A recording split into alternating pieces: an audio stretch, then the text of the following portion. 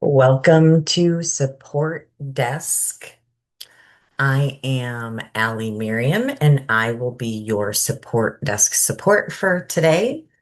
I'm just going in right now to make sure that we are pinned and live in our Facebook group. As I do that, and as some of you are coming on live with me right now, go ahead in the chat and let me know what you are coming in for today. If you're just coming in to be in the room and listen and learn, if you have some specific questions for today, there I am. I will pin this up so everyone can see and find us if they need to. There we go. And I'm back. Um, Quick housekeeping is this is streamed to our Facebook, and we do put this on our YouTube channel. If you have questions about that, I'm happy to ask. And let me see. Actually, I don't think I turned off anybody's ability to do anything. So, Jody, I believe you can unmute if you have a question for me. Let's see. Advanced. There it is. Trying to find a question. Uh, I had it written out somewhere, so let me get back to that if you don't mind, Oh, no problem. and I I'll don't mind at all. let you know. And yeah, no problem. While we're waiting for Jody to find a question, or if she does or not and just wants to listen, that's fine too. I'm going to hop over here and share my screen and show you all a little bit of what has been going on in the Zenler site community because we have some activity over there. And I would really love for you all to start joining us over there and seeing what's going on. I know in the past that there hasn't been much going on the Zenler site community. There's been a lot more focus in the Facebook group, because that's where people are. You, as creators, have probably all struggled with a similar situation where, like, you want to have everything on your own platform and engage with people, but social media, like, because everyone's on there, the audience is already there. And so, it's really easy as a business, as a creator, to get sucked into building your house on someone else's land, right? So let's take a look at the Zenler site community and what's been going on there. And we want you to know you can start coming in there. I'm in there every day. I'm monitoring for questions, for posts, for comments. And we do have a few community members that have been coming in to join us in there as well to ask questions. And I've started creating content specifically for the community on the Zenler tutorial site. So let me start yapping about it and show you what I'm talking about. Let me share my screen with you. Here we go. And I will move my face out of the way for you all. Okay, so here is the community. This is on the Zenler tutorial site. Tutorials.newzenler.com is where you can find this. There are links. I'll have some links in the chat. There'll be links on the replay on the YouTube channel, and there is always links in the Facebook group on the actual events and everything else. So it's all out there for you if you would like to find it, okay? When you come in here, the first thing that you're going to see some pinned posts up here. This is today's session, just promoting that that's what's happening. And then the rest of these posts that are up here now are all pinned. They're every week of the support desk. Uh, I do a distilled report on the highlights and the top questions just to give you the Cliff Notes version of support desk so that you can get all the key takeaways. And so every week's is still up here. that I've been doing it. There's several weeks up here for you to go back through. Inside of here, there are links to the YouTube video. There are links to different resources that I've mentioned or that someone else has mentioned during support desk. So you can get all of that information. So right now, a lot of the content on the community side on for the site is right here through these posts, right? It's giving breakdowns of questions. You're getting our community members that have participated, links to resources. You can also comment here and reply if you have questions about any of the questions that were asked. If you have follow-up questions about any of the answers that were given, right? You can do that right here and carry on and continue the conversation. I had a question from Judy about how affiliates work in Zenler. So I went ahead and did some research on that, and I created a post about how affiliates work in Zenler. So now this is here for all of you. If you want to know any information about how affiliates work, now there's some content here in the community that tells you exactly that.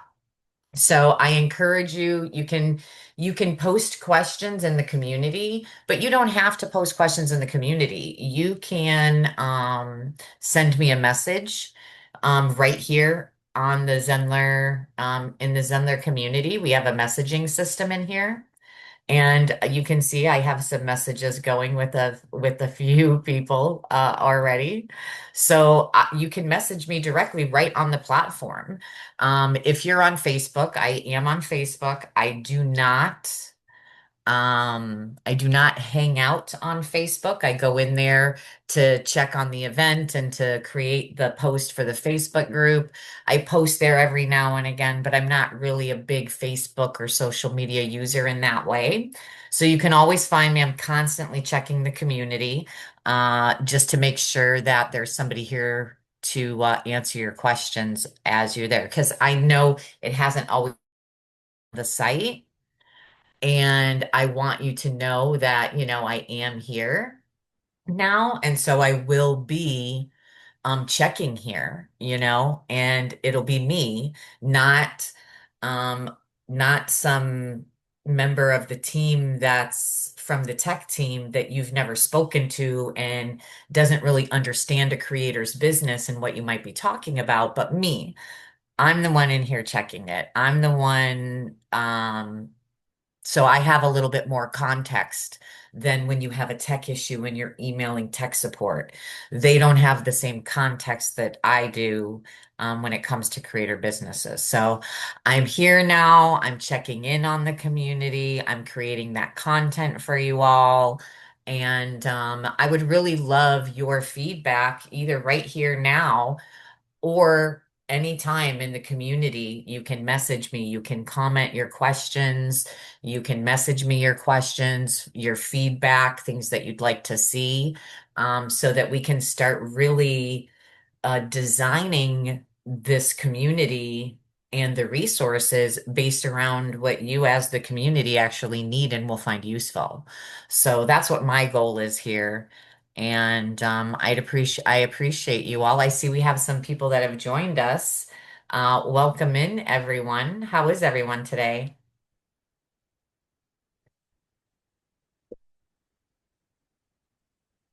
Let me see, I will stop sharing. I think you can unmute yourselves. I haven't blocked anyone's ability. Like I've said in the past, please use these powers wisely so I don't have to take them away from you. Hi, Maggie. How are you today? I am good. Um, Good. I'm dealing with something with support. We're sort of bouncing back and forth. Okay. I've used MailerLite for probably 7 years, and I'm ready to cut the strings. And so I have a small group of 17 people that I, what did they call it? Exported the majority of my MailerLite people. Mm-hmm. I have 17 new people that are not in Zenler yet. So I'm trying to get them over that last group. And it doesn't seem to be wanting to line up as far as the configuration, I think. The bigger group I Okay. did without any issues. The 17, I clicked and it's not letting me. And then today I tried it again and it gave me a page where it looks like it wants me to put all their information in manually.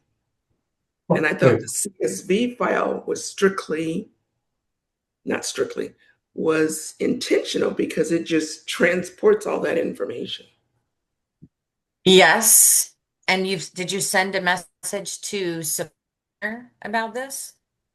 Yes, like I said, we seem to be bouncing back and forth, and so, um, and they're I, probably closed now, right? why are they closed? Oh, I'm just thinking, are they over in England or they're just I all don't know. over? I don't know what their time schedule Okay. is, but they have quite a few people at 11 o'clock in my time zone that would be using and need support. So I'm quite sure Okay. somebody's available, Maggie, for sure right now. Okay. And I know the team is in the um uh I have access to them right now. So I can also send a message Okay. um about that you've done that. Because here's the other thing. I mean, it is 17 people, okay?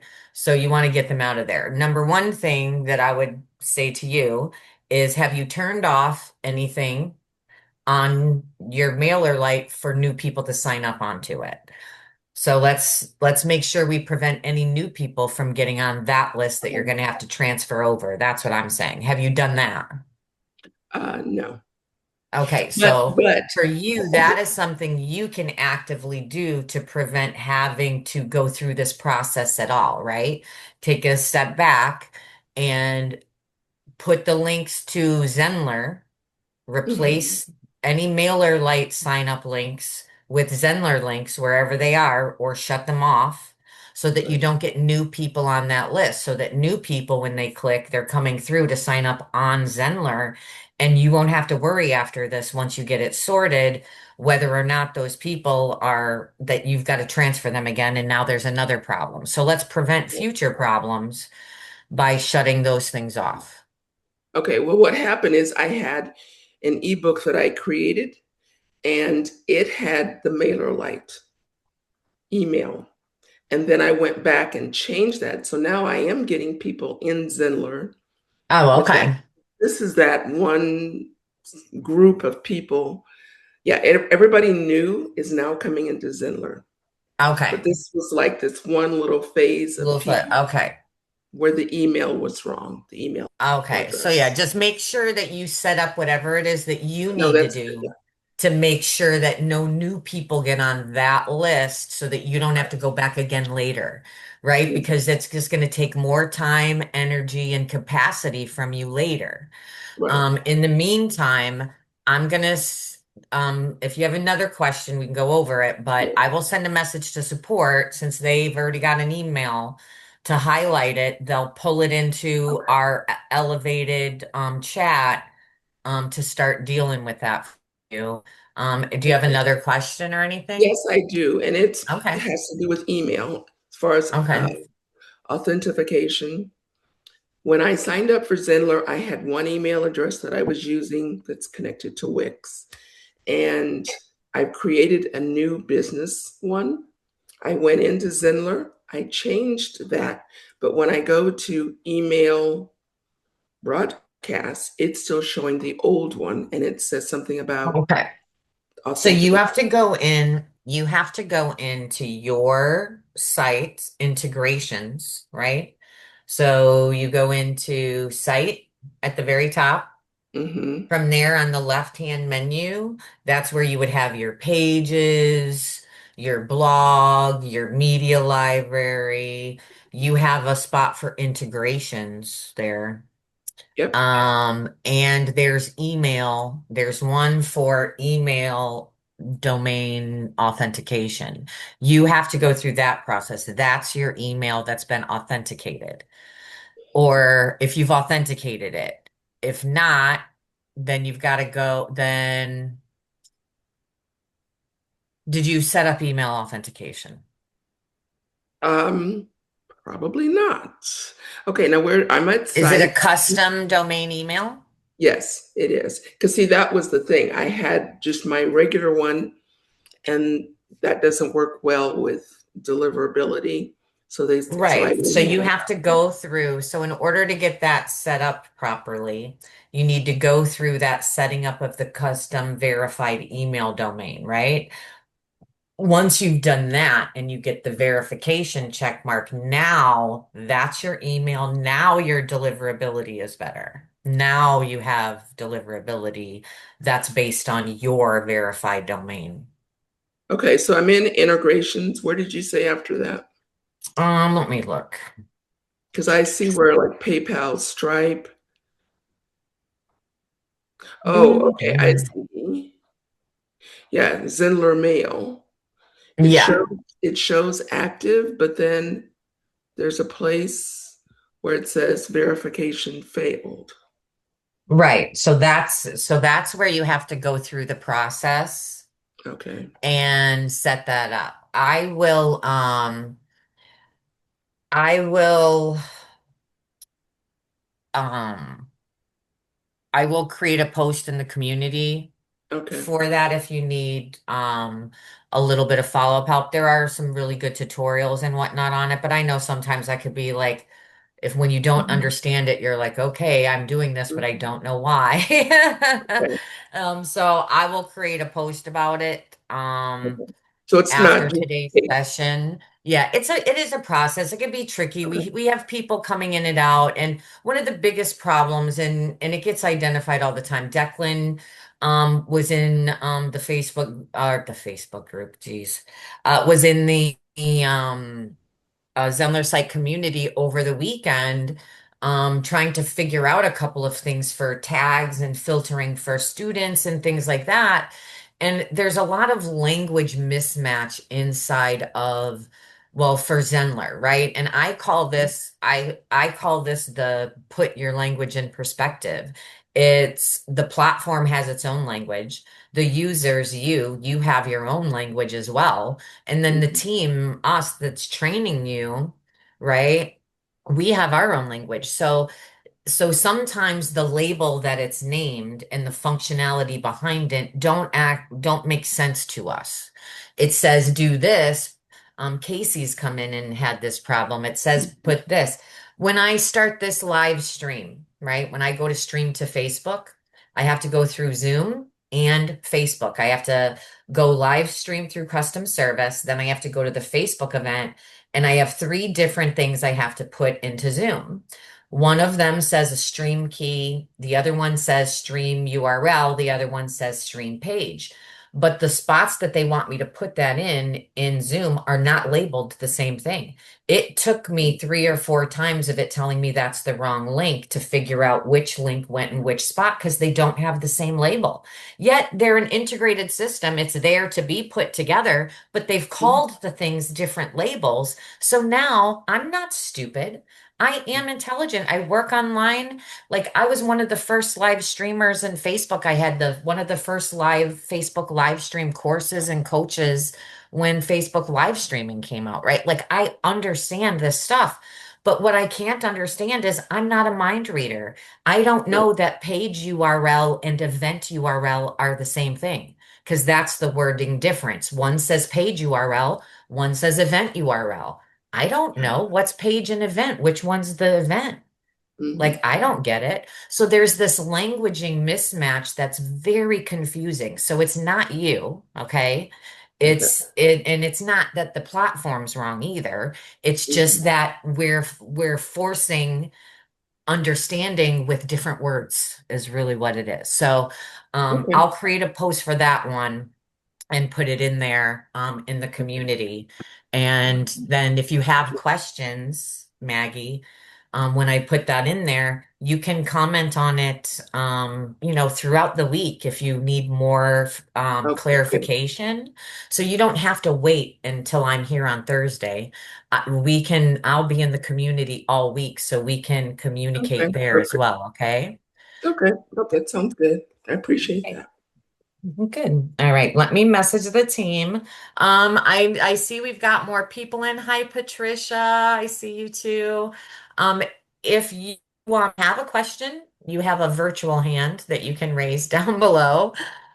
But also we kind of have open mic thing going on. If you're not talking on mic, if you want to talk, or if you're not talking, stay mic on muted. If you want to talk, unmute.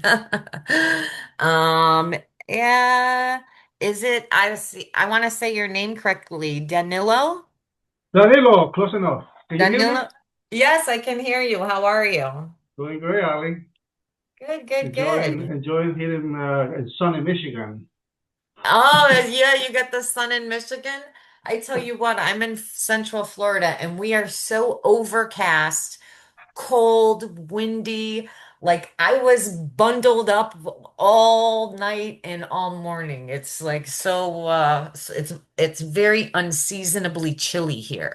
So enjoy your sun in Michigan. Yeah, well, when it gets to 60 degrees Fahrenheit for the people that are not from the United States, we get happy here because it's cold. I mean, it was cold. Yes, it was below zero yesterday. Yes, Feels anyway. exactly. Exactly.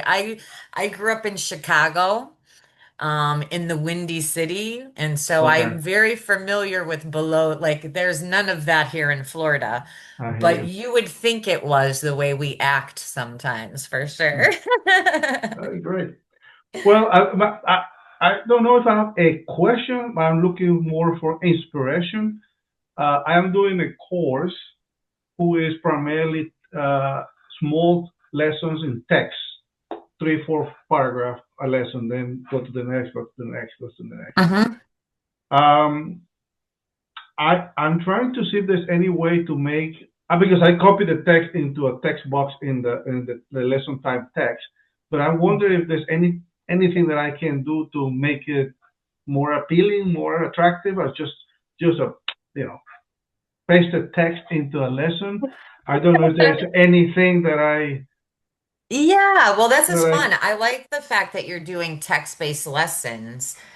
There's probably lots of things that you can do because you do have the ability to add HTML coding into the text area. So here, I'll share my screen. Let's look at it. yeah, please. Because like on the at the top of my head, the first thing that came to mind is that's kind of cool if you can embed, like, do HTML and do your paragraphs in there, and then at the end of that it's like a question, like, and what would that look like if you were to, and then like a little button that says next, and that's what takes them to the next set of text in the lesson. So it's like almost interactive in a way. Okay, I will be curious to see how you do that. And they click through. I'm not sure. What I'm saying is if like you put the text in the text box and then basically add a button that asks a question so that they're clicking it, and that's what takes them to the next lesson, right? So here, I'll share my screen. No, I see what you're saying. Right. So Okay. you can put, and you should be able to do that. You can design inside of there. So here's my screen. Let me get my face out of the way. Okay. And these. All right. Okay. So we're talking about text lessons. So let's come in here to course. And that will just come in here. Okay. So we've got our curriculum. And we have our lesson, and we are going to do text. So now, see right here, you have the option to do HTML. So you could, um, so you can I don't code. I'm not a computer. That's not what I do. I'm a, um, I'm a power user of Zenler, and I'm a strategist and I'm a builder. So, but I'm not a coder. So, if you know how to, you can have ChatGPT or one of these things create some HTML for you. You can design a block on a page on Zenler, right? Copy that HTML and then put it in here and test out what that looks like. I mean, we could kind of like test that out live if you want to. You want to see what that looks like if we were to do that? Yep. Paste some code into that text editor? Yeah, why not? I haven't done it before, so that looks like it sounds like an interesting thing to do. So as you do that, what the each HTML will do for me? I mean, can you do a background, for example? Because in the text box that we have, there's no background, right? I cannot put a background like I can in a regular page. I get it. Yeah, yeah. That's what I'm curious too. I'm not really sure because I haven't done that. So this is what I'm going to do. I'm going to just take, oops, that's not what I wanted to do. I'm going to just copy the Oh, I see what you're doing. HTML just of this one block. Oh, this is a big one. I don't know if this is going to work. We'll try it. Why not? Let's experiment. Let's break things. Did I get all of it? Yes. Okay. So now where am I? Oh, I hate when that happens. Okay, so I copied that and I want to go here. No. What were we doing again? We Are you going? were I'm assuming you're testing going to the the course and courses. then Okay, insert a now text I'm gonna, lesson. yes, that's what I'm doing. Thank you. Oof. My brain loses things once in a while, but it always finds it. Always finds it. Okay, so now let's just see what happens when we do this. This might break it. It might say no, no, no. We Let's shouldn't, right? save. Okay. Yeah, it's because of the type of code I pasted in there, it's not gonna look good. But here, let's look at what it it looks like. It's not because it's not see, it's not bad right? I just pasted that. So now there's a button, and that button is live, right? So, and you see up here, right? That's the link to this lesson, okay? Up here. So if somebody has this course and I have that link and I program that button with this link, that's where it goes. So this next lesson has a different link, and this lesson has a different link, right? So I can take the link from lesson 3 and embed that into the link in the button in lesson 2. Does that make sense? Yeah, yeah, I know what you're saying. So it makes it kind of interactive. So the text is here. You can do the HTML. You can make the background look really cool. Right? Now, the other thing, you don't even have to play with the course player at all. If you're doing a text-based lesson, you don't even have to use the curriculum, right? So on your curriculum page, course access page, this is the student's course access page, okay? If we click into it and open up the editor on that page,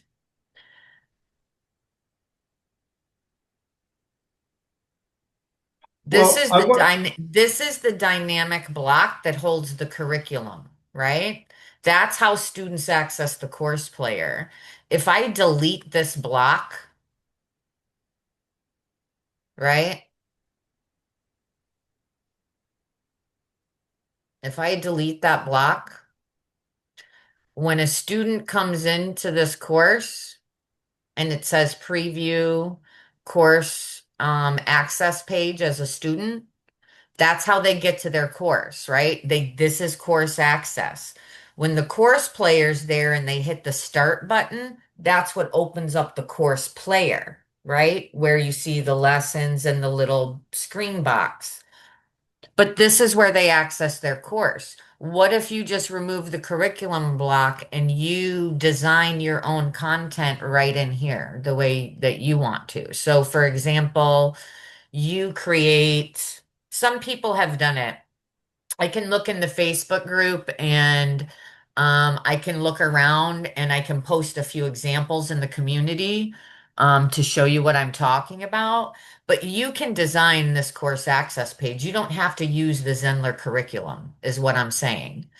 You Yeah, well, could, in my specific case, I want to use it because I like the dopamine effect when they click done and then moving to the done next and one. next. Okay, so then yes, so then don't worry about that. I'm just if the aesthetics were more important than the dopamine of the button, I'm just letting Yeah. you know you can get rid of that. But if you like that, that's fine. What I would do is I would come into um the editor, not on your course access page, but on a test page, set up a sandbox page. We've talked about this on support desk before. I don't know if you've ever heard me say it, but you set up a sandbox page for yourself that you do not publish, and you can add blocks. You can test out some of the template blocks. You can test out creating an empty block and designing it the way you want it to look, right? And then you can save them and you can create them as a saved as a template. So then when you're on your course page, for example, and you're building that, you can come into your block list. And when you scroll all the way down to the bottom here in this list on the left, you see custom blocks. Those are all the blocks that you've saved, that you've designed in your little sandbox. Because even though the page isn't published, right?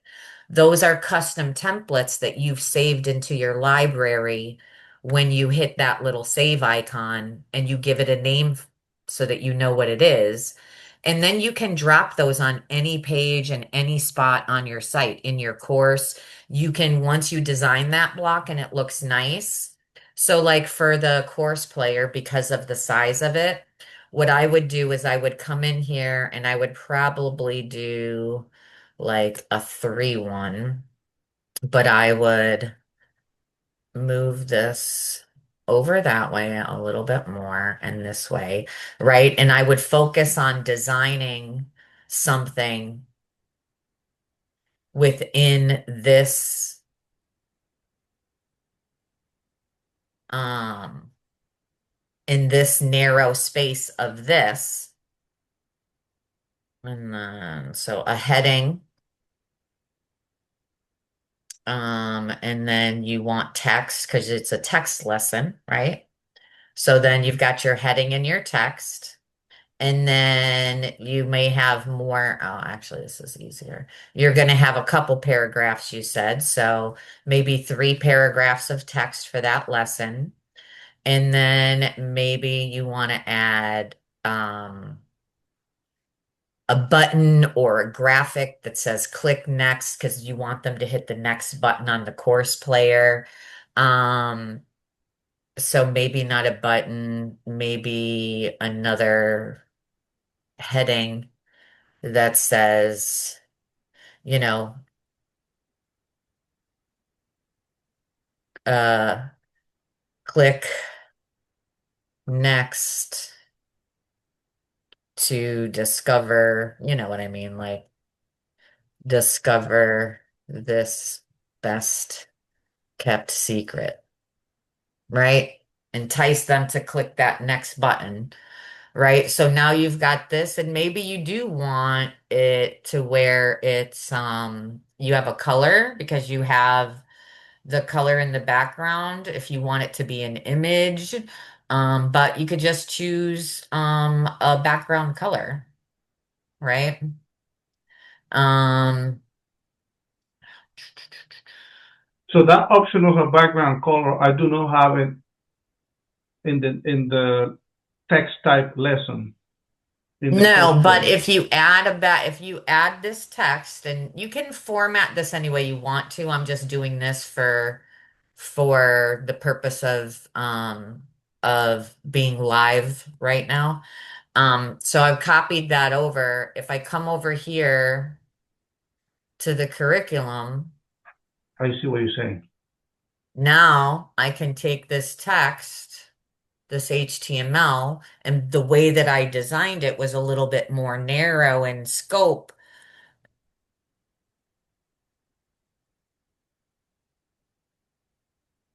No. Save. So preview curriculum as a student. I wonder if I can. Yeah, I can. Okay. So that's the next one. Yeah. So this one, it's got the add element. So I guess don't do that. Design for the whole page because it'll add in those bits. So don't do that. But you can design it and then you have your background. So you could have an image on there. You can, yeah, you can make it look really nice Okay. because you have that text editor, that HTML. So the sandbox page, that would be that page that you do that. But the other thing we talk about here is that you do get on the pro plan with Zenler, you get three access to three individual sites. I have a site. This is called Z Lab. It's under one of my accounts. It's not the main one, but this is just my, I don't have a site map created for this site. I don't, it's just a playground. A lot of stuff stays unpublished. And it doesn't impact my website. It doesn't impact my ranking because I've got unpublished, too many unpublished pages, because I have too many weird words that don't match the proper SEO because it's fake text. You know what I mean? So it's a sandbox for your business to just test out these features. Especially things like when they come out with new features and like the live streaming into the community thing. We've had a few people, we've even at the at Zenler had to create a little test community that nobody else could see that was secret in our own community so that we could test out our own feature, right? So we do that. So you can do that too, where it's secret, private, or unpublished stuff that you can test out these features for yourself. It's fun to play around if you have the time, but even if you don't have the time, when you're testing out a feature, you need to make time because you don't want to break your site. I hope that was helpful. Do you have any Yep. other questions? You give me a direction, Allie. Thank you. Thank you so much. I think you have other people with questions. So, Okay, you're very welcome. Thank you for joining us today. It was a pleasure talking to you. all right.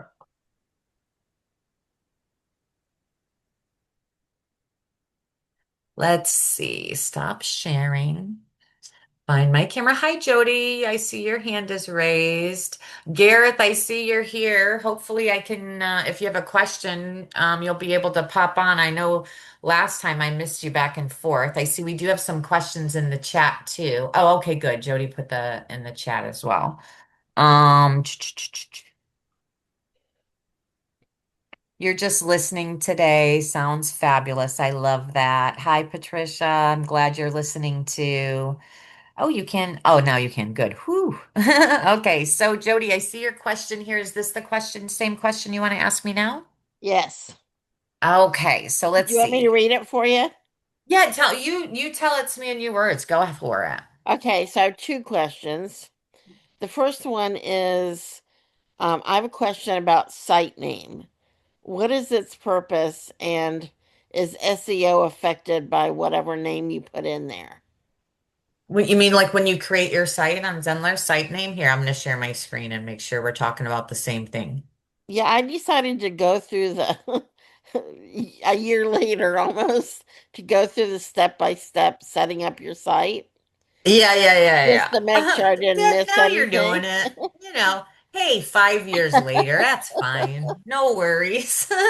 Listen, Jody, I've been there, okay? Yeah, so like I've already got my custom domain set up and things like that, Yeah. but then I realized I just had my company name as site name, but I didn't know what is Yeah. that for? Is this the site name you're talking about? Yes, yes. Yes, that's the site name. When you first create your Zenler account, whatever site name you sign up at, put in there, whatever name you put in there becomes site name, and that becomes sitename.newzenler.com. That becomes your URL, right?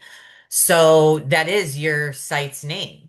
Now, when you plug in custom domain or whatever, then it's your thing It dot com dot changes org. to Right. whatever you've done there. Right. But Okay. the name here is still the name that would come up like whatever name that is the name that shows up on like certain dynamic parts of your site. Oh, it It'll does. say your name, like it does pull in. Are those like public facing, places, or is it just Um, internal? I don't, you know what? I'm gonna have to figure that out, where all the site name locations are, because I'm not sure where dynamically all that may pull from. But it is the setting that sets up, that's what sets up Yeah. your original site and URL. So, yeah. Well, So like I right would, now, I just have that as my company name, but I may not want that if, depending on where it's seen and, because my actual company has different parts to it that aren't going to be on Zenler right now. You know what I right. mean? Yeah. So I might want to change it to be more customized. Right. And I mean, you've got like, Yeah, I know I've in got it the custom. right now, uh, what happens when you create the name? Yeah, Like, for we'll example, look does that show into up on an invoice? it might. That's what I'm saying. Yeah, I need to search what this field is connected to yeah, that would be and great. whether or not the custom domain overrides. I know it overrides the URL, but I don't know if it overrides this site name. Do you know what I Yeah, mean? So yeah. that's definitely something we should check on when we're talking about the SEO. So we'll find out where that's connected. And what was the other question, Jody? Just the other question was, I was wondering, because like in our last session last week, I know I gave a URL for the what was it? The funnel replay because I happened to save that link. I was just wondering if there could be a place, and I don't know, it might be a nightmare to keep updated, but or just links. Like, here's the link to the community. Here's a link to the replay Yeah, for, I can create a here. Um like, I I keep the can link to this meeting now in a like a to-do list. right. But there are other So things I'm always looking for. I can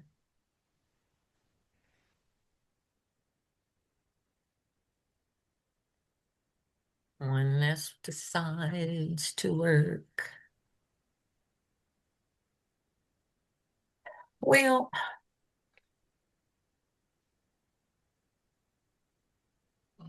there it is. Okay. What I can do is I can create a resource list. I'll name Yeah, it. Okay. Link list, resource list. Okay. And I will pin it right here to featured posts. And then whenever there's something um, that we think is valuable, you guys can come in and comment and be like, hey, can you add the link to this, to that? Because it'll be a work in progress. I'll try and include as right. much as I can.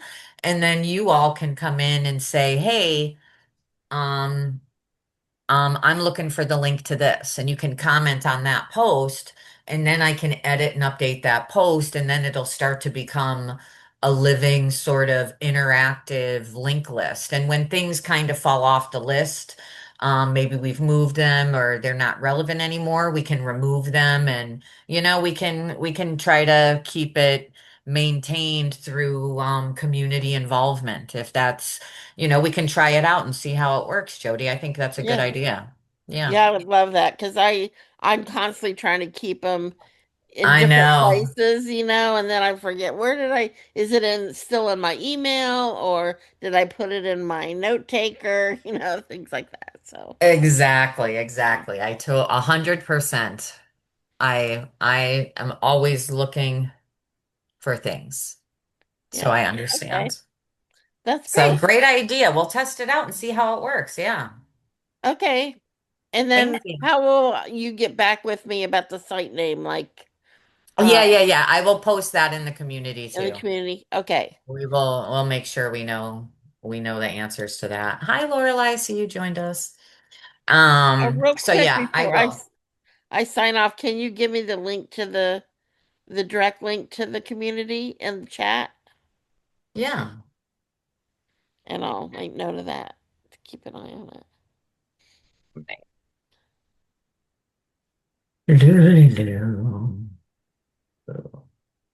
And copy that, and I will paste it right there for everyone.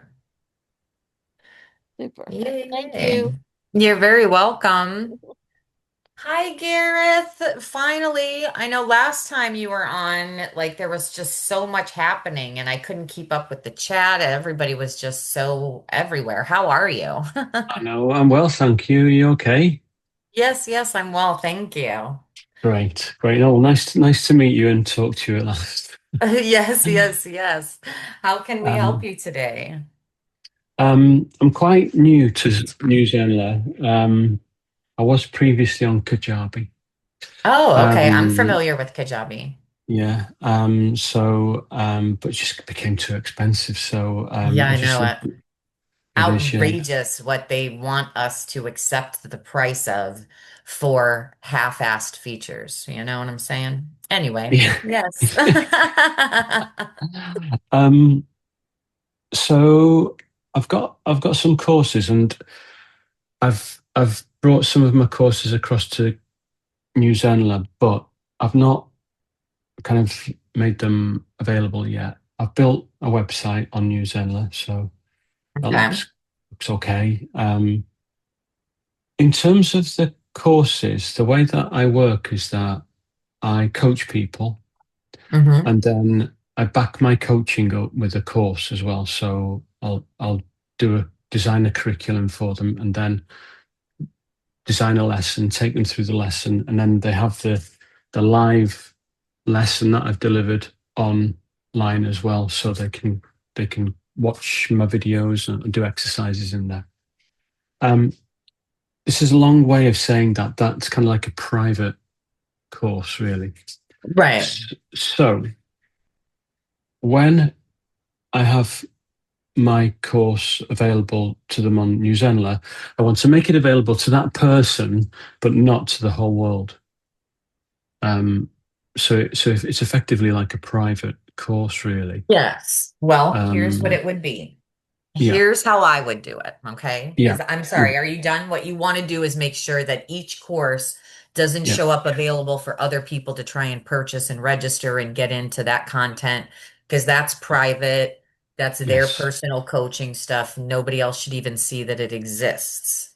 that's Is right, that and what you want to make sure? that's essentially it. And I will probably ultimately make some courses that are on a page and people can buy. But for now, Right. where I am right now, I'm there. Um, I'm Okay. on. I've bought the starter plan, which doesn't allow me to go make, tick the private boxes. I don't know whether I need to upgrade. Or are you going to show me a nifty way of doing it? Oh, okay. So you're on the starter plan. So that changes Yeah. things. Okay, let me Okay. share my I, screen and I, think. I, I can upgrade if I needed to, but I just thought I'd ask you before I go and spend money. Yeah, let me see. Yeah, and I totally I respect that. I really do because I understand. Mm. I understand. I don't Yeah. need to. We really do. We always pay for features we don't need because, oh gosh, I might need them. Well, No. like let's Yeah. focus on what we have right now so we don't go get Yeah. overwhelmed with what we might need later. Let's focus Yes. on what we need Thank you. right now. So I'm on board with that. Thank Okay, you. so let's see. We have courses, and you don't have the feature when you're setting up the course. You don't have make the course N- price hidden or No. make the Yeah, course secret.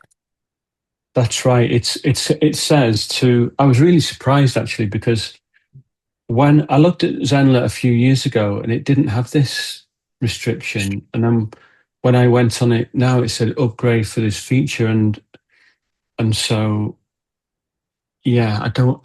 When I could click on course details, it doesn't give me the ability to to make the course price hidden or make the course price secret unless they upgrade.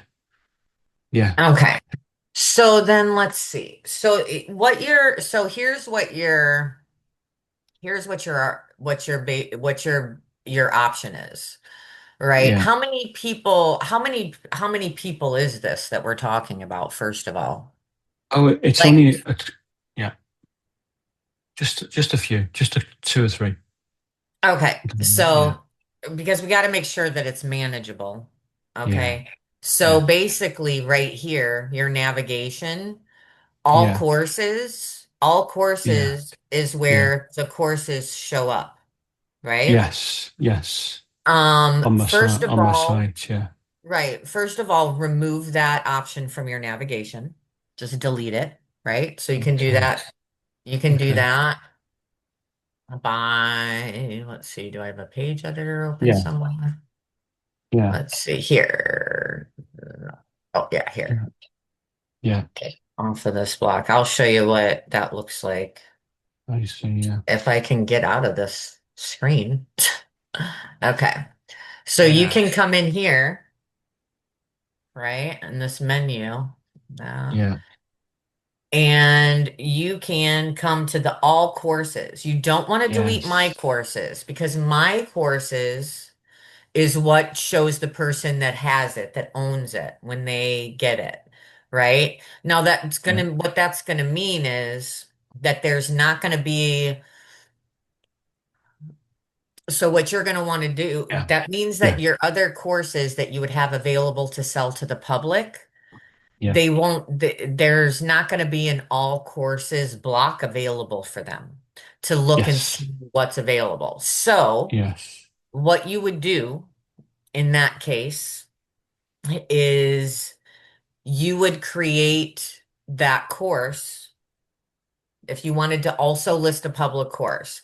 Like if you get the one-to-one coaching going and you make enough money to do yeah, the upgrade for Zenler, it's going to be yeah. worth it because you won't have to do all these workarounds. But Right. Okay. financially, that's a decision that you have to make for yourself. Like, don't feel Yeah. forced into it. If you can manage this part of it, right? Yeah. If you can manage this for a little while and save yourself money, then do that because afterwards, really the only thing that you'll have to do once you upgrade is add the all courses block back to this, go into your individual coaching clients courses, click the make secret option once you've upgraded, and then Yeah. everything on your site will be lined up, right? So Yeah. Yeah. that's one of the most important things that I want for you and for anybody else who's maybe on a starter plan and trying to do a workaround.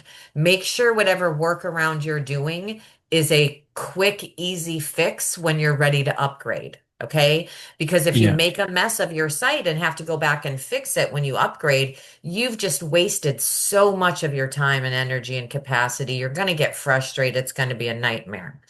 So come in here, remove all courses from your navigation. Okay. Okay. You can even go in to your site pages, right? Just to Yeah. ensure complete safety. And you can go to the all courses page and unpublish Yeah. it. Okay. Okay. Yeah. Okay. So that that page doesn't show up on your site. But what that Okay. means is you're going to have to manually register people for a course. Now, you won't necessarily have to create their account for them. One thing that you could do possibly would be to set up a page that's not linked to your navigation. It's just a page for you, like the registration page, right? Mm. Where they register for an account. Mhm. Um, and get them to register for an account so that then you can go in, create their personal course and assign them to it. Yeah. And then once you assign them to it, they'll get an email, right, to log into it. And when they get that email, they're going to click, it's going to take them to the My Courses that only they see. And then they'll be able to access any of your information there. So that's how you'll have Yeah. to do that. Yeah. Does that make sense, Gareth? Do you have any questions about that? No, that makes sense. I think I can figure that out. right? And the key thing to remember is that you're shutting off the all courses page, right? Okay. So that Yeah. nobody can see the courses on your site and get to them. It's unpublished because here right now I'm familiar with Zenler, right?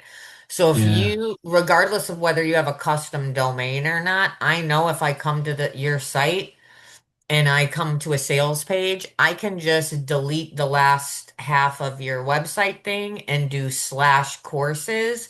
And I know I'm going to your all courses page, right? I can do that if I know it exists and I know the Yeah. naming structure. But if the Yeah. page is unpublished, then I can't get there. It'll just Yeah. say error, right? So Mm, mm, do that. Nobody can buy or see any of your courses. They can still then register on your site, and then you can go in and manually, under people, mm, go into a person's, once they've created an account, you can come right in here mm, and you can um assign them products, you can purchases. So this is where your courses are. If I had anything available, I could start assigning things to them, right? So now I can give them okay. that course.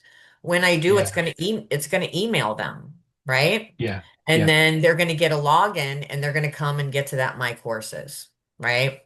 And then when you're ready and you upgrade to when you upgrade to the pro plan, then what Yeah. you do is you come into your courses area, you go Yeah. through every private client's course, every single one, start with the first one, click make Yeah. secret, Yeah. update. Go through, make each course secret. Yeah. Then you come back to your site and all you or Yeah. to your pages. Yeah. And then all you have to do is republish your all courses page, right? Yeah. Just make it Yeah. published again. Yeah. Then you just have to go to your site navigation, Yeah. add back in the all courses link, and everything is exactly as it should be. All the private client stuff is secret. Your all courses, your public stuff can be public. And now you don't have to worry about hiding that page anymore. Perfect.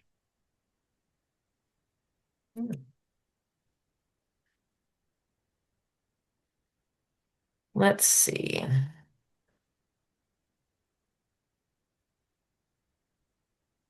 So yeah, I think that made sense to me, but Yeah. that's me. Does it make sense to you, Karen? I think so. Basically what we're doing is the courses are there. We're just not publishing a page on the website which says where they are and what says tells people that they exist. They only find out they exist by me giving them a link to them. Yes, because it's assigned to them specifically and only them. Yeah. Yeah. And Yep. then when I get to the point whereby I can no longer do this, as soon as I get to the point where I want some anything to be visible to the world, I can no longer do this because that page is now live. You can no longer do what because the page is live? Sorry, as when I get to the point where, say, I make a small tiny course and I want that to be available to buy to the world to buy, then Mhm. I have to switch on my all courses page back on, don't I? At that Yes. point, and then things Yes. become everything then becomes visible. Right. Like I said, the first thing you would do before you do that Yeah, is you would upgrade to the pro plan. exactly. Go Yeah, go into each one of your yeah, yeah, personal coaching clients' courses, yeah, make them secret, make it secret, save, make the next one secret, save, make them yeah, all secret except the one you want public, right? yeah, yeah, Fix that. Then you go to your courses page, you republish that page to make it visible to the public. Then you yeah, go back to your navigation menu and add the link back to your menu so people can find it, yeah. right? Perfect. Yeah, So, but that's only those two steps is all you have to do. Right now, you yeah, unpublish it, Yeah. Unpublish the page and remove the link from the navigation. When Excellent. you're ready to upgrade, go in, mark all of your clients' courses secret because you now have the option to do so, Yeah. right? So make them secret, then republish your all courses page, then add it back to navigation, just reverse order. Yeah. Yeah. But yes, you are correct. Once you decide that you would like to have something available to the public, you will have to, I mean, you don't necessarily have to publish the page still, right? You can create that course, right? And Mm. you can still send people a link to the sales page for that course. Oh. It's not going to be an all courses page. Oh, that's quite nice. That's quite a nice thing to do because they're So more likely to do that. Sorry. yeah, so you can Mm. have that, you just won't have a way for people to discover what courses are available in a dynamic fashion Yeah. on Yeah. there. You can still do it, but you'll have to Mm. send that link. Yeah. You could design a page on your home page. You can design a special block that looks like a course thumbnail and link the course sales page for that course to that thumbnail picture, right? Yeah. Click the Yeah. picture and it goes to the course sales page Yeah. for that individual course, and then anybody can register for that one. Mm. So yeah, you can do that. But the all courses page definitely needs to be unpublished if you don't want people to be able to click and see even that Yeah. if you are setting them up under your clients' names and things like that. I mean, that's what I recommend for people when they're coaching, and they're doing that individual coaching is to literally set up a course and a dashboard with that client's name to make it for them. And yeah, make that course secret so the public doesn't have it, but now they have access to a course. And that course access page, you could make a whole client dashboard there, right? You could add buttons to the top that take them to anything specialized for that client. So if that client is working on certain things, there might be certain blog content that you've written or certain things that Mm. they would find useful. You can link those blog articles at the top. Here are articles I think you might find helpful. You know, they Mm. could be linked to national publications that support the whatever, modality you're using, whatever thing that you're doing, Mm. So you could link reputable sources. Like you can, on that course access page, you can make a whole student dashboard for them Mm. that links to everything. It's not limited just to the curriculum in the course. The curriculum in your course is there, they can click start. But above that curriculum, you could have little images and with buttons and text that say, here's a link to this article, or here's a link to this A report or whatever. online Yeah. tool, or a link Mm. to this tool, or a link to this whatever. YouTube Yes. video, whatever. Yeah. Right. It could be a link to it could be links to your Amazon store where you recommend Mm. this Particular book. particular book, exactly, a particular whatever. So you could have links to that. You could create a whole dashboard like that there. Yeah. Mm. Amazing. Zenler is Thank you. there's a lot of functionality. Zenler's very, very powerful. It's just a matter of, we say it on here all the time. We don't know what we don't know. Dr. Brandy that's a great idea in the chat a little while ago about something. A lot of people Mm. come in the room just to listen because they hear, oh, I didn't even think of that, right? There's so Mm. many options. So yeah, sometimes Mm. it's nice just to brainstorm. You never know what you might figure out. I know. Thank I you, know. Dr. Randy. Yeah, I think that I'll get off now, but to let other people come on. But Yes, I yes, think yes. that that's one of the things is to try to what I'm trying to do is make the term minimal viable website or minimal viable site really, and That's what I need to get to, I think. But that's really helpful, Ali. You've given me some amazing ideas there. Thank you. Oh, I'm so glad. I'm so glad you found it Mm, useful and good luck. Yes. Please do hop in and I did put the link in there to the Zenler tutorial mm. site community. Do Oh, feel free. okay. Sometimes the Facebook group is full of a lot of noise, a lot of like going on in there. Mm, mm. The tutorial site community is just we're a Calm, lot more focused on, calm, let's make this useful, okay? Let's not just be 100%. Yeah. shouting and promoting and all this nonsense. So yeah. So come in Yeah. there. Yeah. Whenever you're working on stuff, we'll be happy to brainstorm with you anytime. Yeah. Perfect. Thank you. You're welcome. Well, hello, Judy. How are you? Hello. Busy day? Yes, busy day. Uh, So I have three key things I wanted to ask you about. Um, and I'm not sure which one to do first, but I'm going to start with probably the one I know nothing about is the affiliates. Okay, I did a thing for you already. I was so happy I did it even before support desk, so I'm going to share my screen and I will show you. I was Awesome. like, ooh, this is a good one. See, um, Judy was on her brain yesterday was a question about affiliates in Zenler and how they work. And today is support desk. So I'm like, sweet. That's not something I've looked into a lot of since I've been back, right? Because there's been a lot of changes. So it was a perfect opportunity for me to deep dive into that so that I could be prepared today to show you all, um, this information without it being such a delay. So I created a post for you. Awesome. Right? How do affiliates work? So you guys come into the chat. Message me here, message me on Facebook. Um, I don't see your screen. Did you share your screen? Oh, there it is. I was like, please tell me I did because I looks like I'm sharing. Yeah, no, it was under something else. Okay. Yes, yes, yes. So how do affiliates work in Zenler?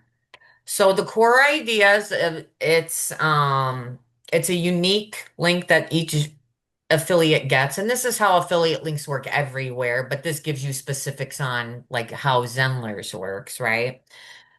And it just tracks who referred the sale so that for the purpose of you giving them an affiliate commission, right? Like, so you want to know that affiliates can also those type of tracking links can also be good just for you to know, even if you don't have a financial incentive, it can be good to know who your top community contributors are. So you can set it up for that, like you don't pay affiliates but you recognize your top contributors. I don't know, but you could do something like that. um Could the commission that they earn be a credit on their account, or do they get paid through Stripe? If I have Stripe set up, how does that work? um okay, let's see. I know I'm jumping. No, no, no, no, no, no, no.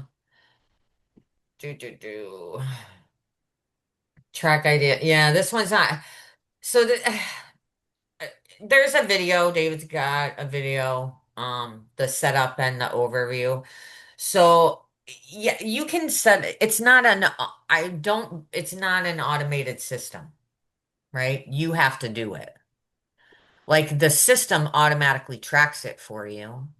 You're the one that has to make the payments. You're the one that has to manually go in and pay people. So, yes, I guess you can do it however you want to. You can set up a lot of people will set up an affiliate program, and when they do, they set it up on your site, right? And this is one of those things where we're taught when we talk about creator first and we talk about having your income streams and we talk about having um multiple income streams, this is one of the most powerful ways to have multiple income streams because yes, you deal with consumers, but those consumers deal with a lot of other consumers as well. So, and they don't know how to be affiliates. They have no idea. So you set up a course on your website, a secret one, if you have the starter program, we already went through a great way to do that, public ones, even if you want private courses. But you set up that secret course for affiliates and you put in there that process of how train them how to be an affiliate for you. Give them give them the exact copy and pasted key messages that you would use. Now you want them to use it in their own voice, but one of the things that you can train people to do is use at least your language and your context, right? You want them to use their own words. But for example, like Lorelai, she has this beautiful community of readers. If she was setting up a thing for people to refer her, one of the things she would probably train her people to do is not call it a book club because she is not a book club. Book clubs come with books to read, schedules, all these things, and that is not Lorelai's jam at all. It's a reader community. So that's one thing she would do to make sure that her affiliates are communicating her message correctly, but still using their own words, right? So Okay. you can do that and train them because you want your affiliates to use their own words. Now, some affiliate programs they give you copy paste full emails that you can send. So you can give email templates to your people for sending out to if they wanted to email somebody, you could give them copy paste little text message things, right? Like so you can do whatever you want, right? But you can make that secret. So now you have this course business, right? Where you are marketing and it's you doing the marketing and your courses are there for people to click through and buy.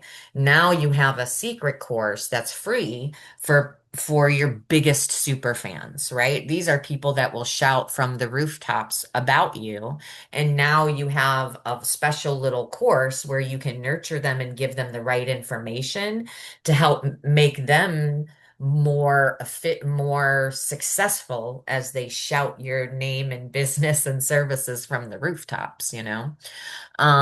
So yeah, I would definitely set something like that up to teach people or even just deliver assets to them. Here are some images you can use when you're talking about my business and promote me.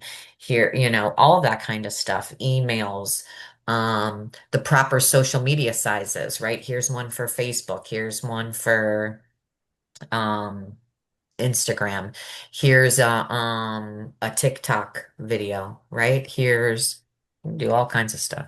So for instance, if I am offering them like 20% or whatever, percentage per sale, if they've used their link correctly, it'll track all the sales that came from their link.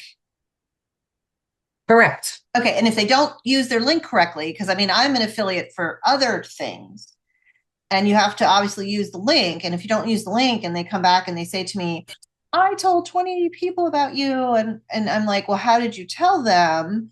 Did you send them the correct link? Right. That's So, the appropriate thing. That's the thing that you need to train right, people for. Like, yes, you have to share this link. If it doesn't have your tracking ID on it, I won't be able to track it. I won't know. Now, for big affiliate programs, here's the thing. Like, they have no way to filter it, and they've got so many people, there's no way to tell. But if you have a customer, and they did share it. They just shared the wrong link and it wasn't attached. You can go through and find a way to assign it to them, if you don't want to create animosity. right, Because, like some people, oh, I didn't share the right link. Oh, shoot, I'm sorry, or whatever. But if you know that that's their neighbor, right. then they freaking recommended them, like, as a solo creator, you can kind of be like, okay, like, but you have your, if you don't like them, then maybe you're like, no, forget it. No, just kidding. But So it'll show the dollar amount. I'm assuming because on the dashboard it also shows you the amount that you paid to Stripe. So it would show you the net dollar amount that they've earned in theory.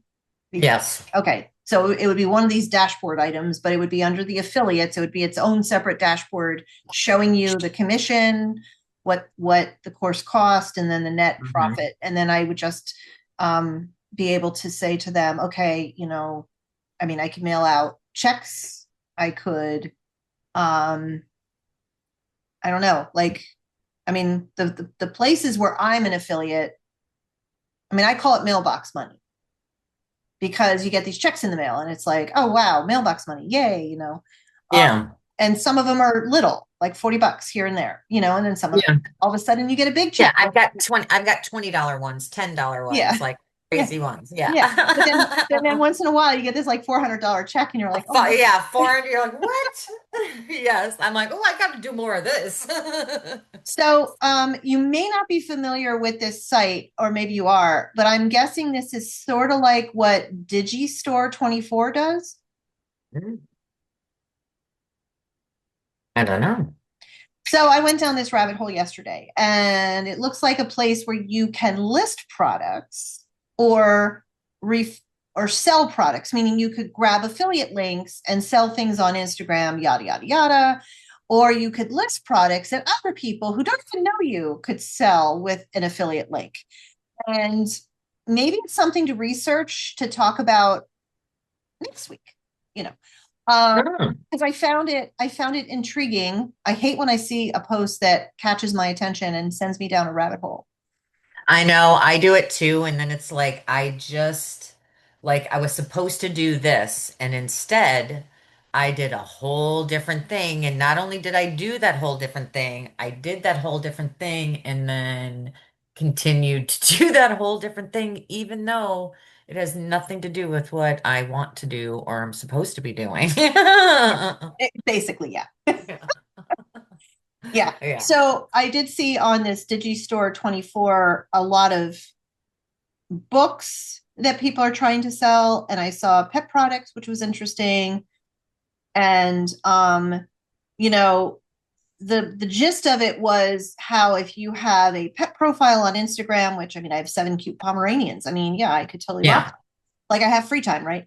And Yeah. so I could set up a page that's like my crazy Pomeranians on Instagram, and I could be posting these products for dogs. And the theory is that people will just click on them because they like your content of your dogs, which, people do like dogs and cats on Instagram. It's a known thing. So, um, I'm also thinking that I'm wondering if on this Digistore 24, if I can list products that are actual classes from Zenler with a structure of an affiliate for people I don't even know. I mean, I know that's a little scary.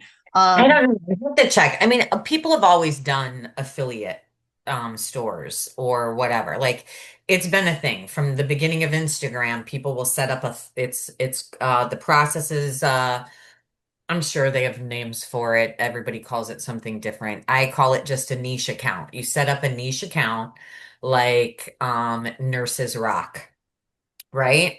And so you're just posting memes and stuff about nurses. You link to an Amazon affiliate store, or you link to whatever store that's your link. It's an affiliate link. If they click and buy anything on that store now, you're getting a commission for it. That's been there. They set up merch stores. It's a validation idea, right? It's super cheap and easy. Free Instagram account, nurses so, rock. And then you just spam it with a whole bunch of nurse memes, see if you can grow any momentum. If you do, then you go and you create some mugs, some merch on a print on demand store. It's print on demand, don't cost you nothing. You upload your designs, you link your merch store, have a handful of stuff, and then if that account starts getting any leverage, Now you're making however much money. Then they go on and set up the next account, right? That next niche account is, you know, I had a friend set one up, a talking potato. And like I can't even tell like and these things they work like they start to go viral like that contributes to like that's that surface level social media dopamine like but it's possible you can validate niches by doing that and then create a product and link it in the thing and or affiliate for a product. You don't even have to create the product. So you're Right. literally just curating content. So aside from obviously trying to get affiliates to sell my classes, there are items that my students buy based on my recommendations. Like there's a travel monitor. Okay. I found this amazing travel monitor that's a 24-inch that's like really thin. So thinner than an iPad and weighs less than 5 pounds. And so it fits into a medium-sized suitcase. It comes with a padded bag. It's under $200. It's this amazing travel monitor. And so many of my students will buy it for travel.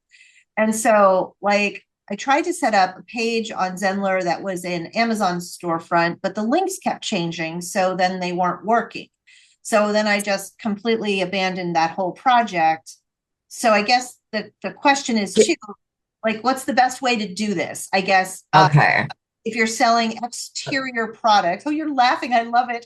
No, I'm excited. Yes, I love this question. We're gonna have fun with this one. You could do, there's so many ways that you could do this where, okay, so I want you to think about this. Like we're pulled in so many directions as a business owner, right? So you got affiliate things that take away from you wanting to do the actual work that you do and enjoying your artistry and all of that you do, right? And creation that you do. So what if you combined them, right? So what if you write a blog post about this particular thing and you go and get an affiliate link for that thing and you embed that and you link that affiliate link directly in that article. Now you put on all your blogs on your website, you want disclaimers that say, hey, the links contained within just a little tiny, the links contained within, some of them are affiliate links, you need to know this, blah, blah, blah. But you also talk to your people and you say, hey, I only recommend things I use. And how did they know you used it? You just wrote a freaking blog post about it. And you detailed it and you put some screenshots or pictures and attached things to it, right? Now you're getting SEO from it, right? You've got content. So you didn't waste time. It's compounding information about your expertise, your authority, your opinion, your recommendation. That's on your site. And now it's also a link. So now you train your people. It's not just here's a page of stuff. Right. Now it's when they need it and they're reading. If someone says, hey, what about how do I do XYZ? So you send them this blog post and your thing is embedded in it, right? And now you're not telling them buy it. The disclaimer's there. Like, yeah, I have affiliate links. I do the same thing. Like, I have original content. I write on Substack. I write blogs on my website. I have taken all of that content and I've plugged it into this little thing that I did. And this little thing took all of my content and it created a beautiful little video for me. And I created a YouTube channel with this. So it created all of the content. I used AI. Now, the disclaimer is all over my YouTube channel. Original content, original frameworks, original ideas, using AI to scale it, right? So I am teaching, so I'm doing several things at one time, right? I'm writing content for my SEO and all of that. YouTube, powerful SEO and traffic driver and engine as well. And it happens to be their tool that I'm using, right? So now that's embedded on my YouTube, linked in my YouTube channel. to drive that traffic. I don't have to do anything on this channel except upload the content to it, and I didn't even make it. Like I can't, I'm going to write a blog post about it, and tell everybody else how to do it. But you can combine creating content with SEO, getting paid, training your audience, um, building your authority, your leadership, like like just taking that minute to be like, what is the best? There's always, I hate that saying, so I'm not going to say that, but there's always a way to make, multiple things happen at once, like you have the consumer business, you can have the corporate side of it, right? Like there's always different avenues to explore and different ways to use that content um to leverage that for yourself and affiliates, all of that. I love it. But you could do that. You could be writing, include affiliate link in everything you write. When you're talking about your technical equipment, when you're talking about services that you use that you recommend, go get that affiliate link. Embed that in the blog post, right? Like we don't have to gatekeep information. Like here's all of the information on how I do everything I do, right? That's what I'm doing. Not gatekeeping everything. Here's how I made this thing. You can do it for yourself. If you don't want to do it for yourself and you want to use mine, here you go. Here's my ethical and um, pricing and product structure. And then here's how you can do it for yourself if you want to, right? And then that just like the leverage of that and like the amount of content that will help you create. And it's numbers, when you're putting the more people you come in contact with, some of them they're just going to go do it on their own. They're going to click off your affiliate link and they're going to say, I don't care about her affiliate link. I'm going to get it without it. Like, oh, okay. Amazon doesn't actually tell me when you didn't use my link, lady or gentleman or whoever you are, but thanks for telling me that you're not using my affiliate. Because some people get salty, right? About affiliate links and they have things to say about it So and it's unethical or whatever. But what's unethical is not being transparent with what you're doing. yeah, when I tell people during a workshop, hey, here are these actions that I really like for Photoshop, and I'm an affiliate for them, and I get like $2 if you buy these actions, but it doesn't cost you anything more. Like that's how I Right. word it, like, Yeah, hey, that's how, yeah. so help a girl out. Yeah, exactly. Exactly. And the same thing, like a lot of creators, they'll have tip jars or they'll have this or they'll have that. Like I'm not charging, but hey, if you can help me out or this or that, or I use affiliates to do that. And yeah, of course, if I think any way that you're doing it, if it's ethical, if you're being transparent, I'm all about it. I am all about it. So if you do a Zenler's, well, I shouldn't jump subjects. I'll wait for that question later. I'm just about to jump subjects down another rabbit hole. So, okay, so this Mm. sounds really interesting. So this video link is in the community page that you posted in Yes. about the affiliate stuff. For the affiliate stuff, the how Okay, to and this and that, and there's a video in there. Yes. okay, all Yeah, right. yeah. So question number two, if nobody else has their hand up. I don't see any hands. Okay, because there's also a third question. So, all right, so they all relate. They all relate. So I screenshot stuff to make it easier to understand. So I'll just drag this into the chat. Okay. So I was trying to do the SEO on my upcoming class because, as you know from a previous video, I had never done any SEO for any of my classes. It's amazing that I've made money, but here I'm going to just drag the photo. Oh, it's not letting me drag the photo. How do you do this? Let me see here. File. Yeah. While she's So we looking go for her down. next question, Allie, I just want to say this has been so good just listening. Thank you for sharing all these ideas. I literally, Judy, if you don't mind, I'm going to take 2 more minutes. I literally, when Gareth was talking, I just had this imagination in my brain of I'm going to set up my coaching practice with individual courses for each client so that I can upload the recordings. I've been using like Zoom, my personal Zoom, and sending them the link to the recordings, but now I'm going to restructure all of that and just do it through Zenler. Yeah. So Thanks, actually, guys. what You're I what I welcome. what I do, Dr. Brandy, I don't know what I'm supposed to call you.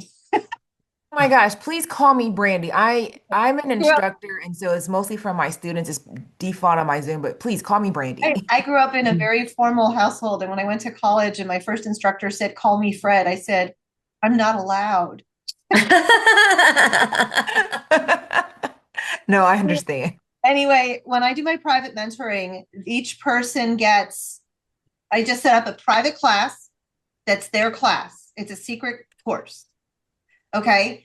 And then every time I meet with them, I have on the curriculum, I have, it'll say Zoom links. Okay. And then, so whatever the current Zoom link is, once it's done on the system, I go to the cloud download, I download it. And if I need to handbrake it because of the length, I'll handbrake it. And then I upload it back to the curriculum page under recordings, but I upload it under the video choice, not the download choice, so that all of their Mhm. video recordings are in their personal class. The one thing you have to remember to do, though, is add them to that class, because that's the step I always forget, because they're the only student. And so I have somebody that's been in there for 3 years, and she's got 18 recordings. And she can go back and watch them anytime she wants. The older recordings, will she watch them? No, she won't. And Mhm. you can tell when somebody's actually watched some of the recordings. And I don't think the students realize that, which is really funny. Um, but anyway, yes, that's how I do it. I don't know if there's an easier way to do it, but each person gets their own secret course. Yeah. Yeah, that's the best way in Zenler. I Okay. think name it their name, do the course, and when you do the course and you're setting up your Zoom session, you can do a couple of different ways. You can automate the Zoom setup by going into Zoom. If you meet with this client every Tuesday at 1 p.m., then what you do is you set up a live one-to-one booking in the live section with that client's name, coaching sessions. And then you set up you can do 30 occurrences or whatever of it. You can set that up however many weeks they've paid for, however long the coaching program is. You get that set up on there, you save it, and then you can, when you go and create your course and you choose a lesson, you can choose add the live class. And when you're setting up that live class, I should say, to back up there for a second, you have the option when you create the one-to-one booking to make that secret, right? So you make that Mhm. secret as well because you don't want that showing on your public facing calendar anywhere, okay? For people to book into. So it's just for that person. So now it's a secret live class. So when you go into your Zoom recordings, and this is really important, you guys, because once you start coaching and you've got a ton of clients and a ton of recordings, like each client, Judy just told you, you're going to have 18 recordings, right? Those are going to be in your cloud for Zoom, for Zenler. You're going to have them if you did automatic cloud recording. That's going Mhm. to be there. But what are their not titles going to be? Zoom session, like some crazy, these are coaching links and you don't know the person's name. In the early days of Zenler, the number of people who had their stuff set up like that, I cannot tell you. Those people had a nightmare. Same thing with their lessons, the name of your lessons, right? When you go to filter for emails, tags, anything you're trying to do in the Zenler system, right? It's going to tell you like what lesson are you choosing here? And you've got a drop down list of what you're doing. And if they're all just lesson one, welcome for every single course, how do you know which Mhm. lesson you're in? So you have to be very careful with how you name the things. So name the lives because you'll go in there and you'll have 5,000 lives when you've got a lot of coaching clients and maybe they change their schedule. You need to go in and edit their schedule. Now you just have to find their name and then you can click on that live booking, change their schedule. You can even update per occurrence. So maybe on one particular day, they're going to change the date and time.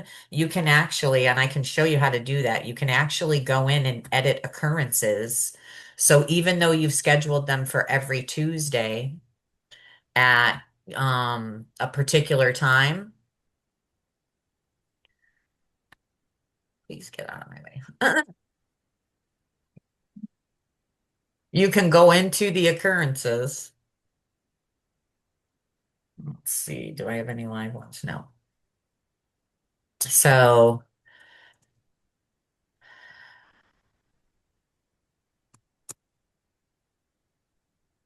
Jane's coaching session, whatever.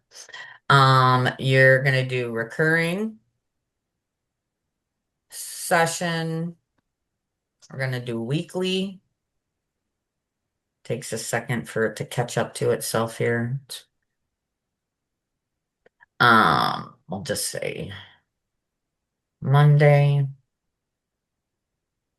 and after a certain number of occurrences, we're gonna say this is a 12-week coaching program.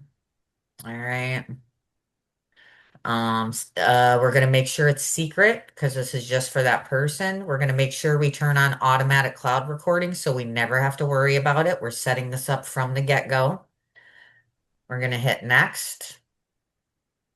We're going to finish because you don't even have to worry about this. They're not going to register for it. So you don't have to Mm-hmm. worry about going through, designing pages, doing any of that because these aren't for the public. Even your client's not going to go on them to register because you're assigning it to them, right? So Got you're it. coming in here and you've got this all set up now. Now you can go in here to the booking details, right?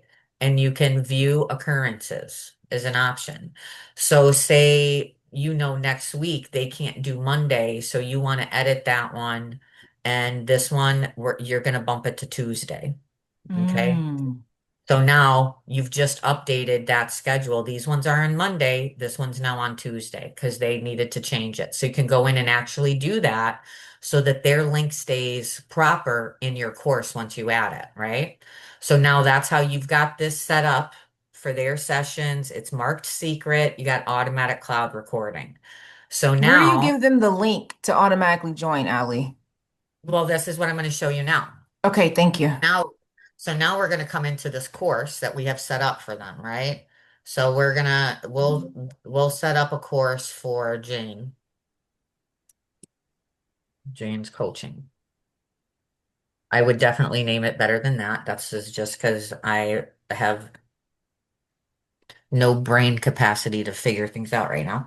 So now you can do um, you know, welcome Jane. So now you can, have a welcome section. And now we're going to make this one um, live session. Dang. All right. We're going to save that lesson title. And then we're going to go to the live option and we're going to choose Jane's coaching, right? So now Mm-hmm. that's her coaching. So now that's in there. So when she comes in here to her private course, her link is right here. When she clicks this button, she's got an email with the link. Mm. Also, when the session is live, when it's time to go live, she can join from there. Now Okay. you also have the option because she does get that email, but in the course detail, also we want to come in here when we set it up after we name it and everything. We want to make sure we make it secret. We don't want this showing up on our all courses page, right? Like we were talking with Gareth earlier. So you Mm-hmm. want to make sure that you can also, to back yourself up and make sure your safety check, you can set an enrollment limit and the number of enrollments is one, and that's the person Mm-hmm. enrolled, right? So now you can Actually, set a Allie, limit. you Yeah. should not set it to one in case they need to switch computers. I've had this happen. Oh. Yeah, so I always set it to 3. Hmm. Oh, okay. In case So there you go. somebody hops on a computer and they're like, "Oh, my webcam is not working. I'm gonna use this for the sound, and I have to hop on my other computer." Hmm. Oh, Yeah, that's good to know. yeah. Sorry. Good to know. I appreciate it. No, like, hey, user experience in the system. Sometimes they do things that we don't expect it to do, and we need to know. We want to know. We want to know. Okay, so yeah, definitely make sure we make it secret for sure. And then you can either set enrollment limits or leave it, but making it secret is definitely going to keep it off of your all courses page. So you want to make sure of that. And then yeah, your curriculum is right here. They have the join link. When you go to, and you can set this up however you want to. And the other Mm-hmm. thing I was talking about when I said setting up a student dashboard, this course access page, right? This page, you can design it. You can get rid of this. It's not a real course, so you can remove this course progress block altogether. You can add another block, exactly like how I was talking to Gareth. And you could put an image up here, and it links to a particular blog post you wrote about something you know that client needs access to. You could Mm-hmm. set up a whole dashboard. Like if you're a health coach, you could have links to your YouTube videos for the specific, they're working on their glutes or whatever. So that's what Mm-hmm. you've got videos to specifically for them to go to those.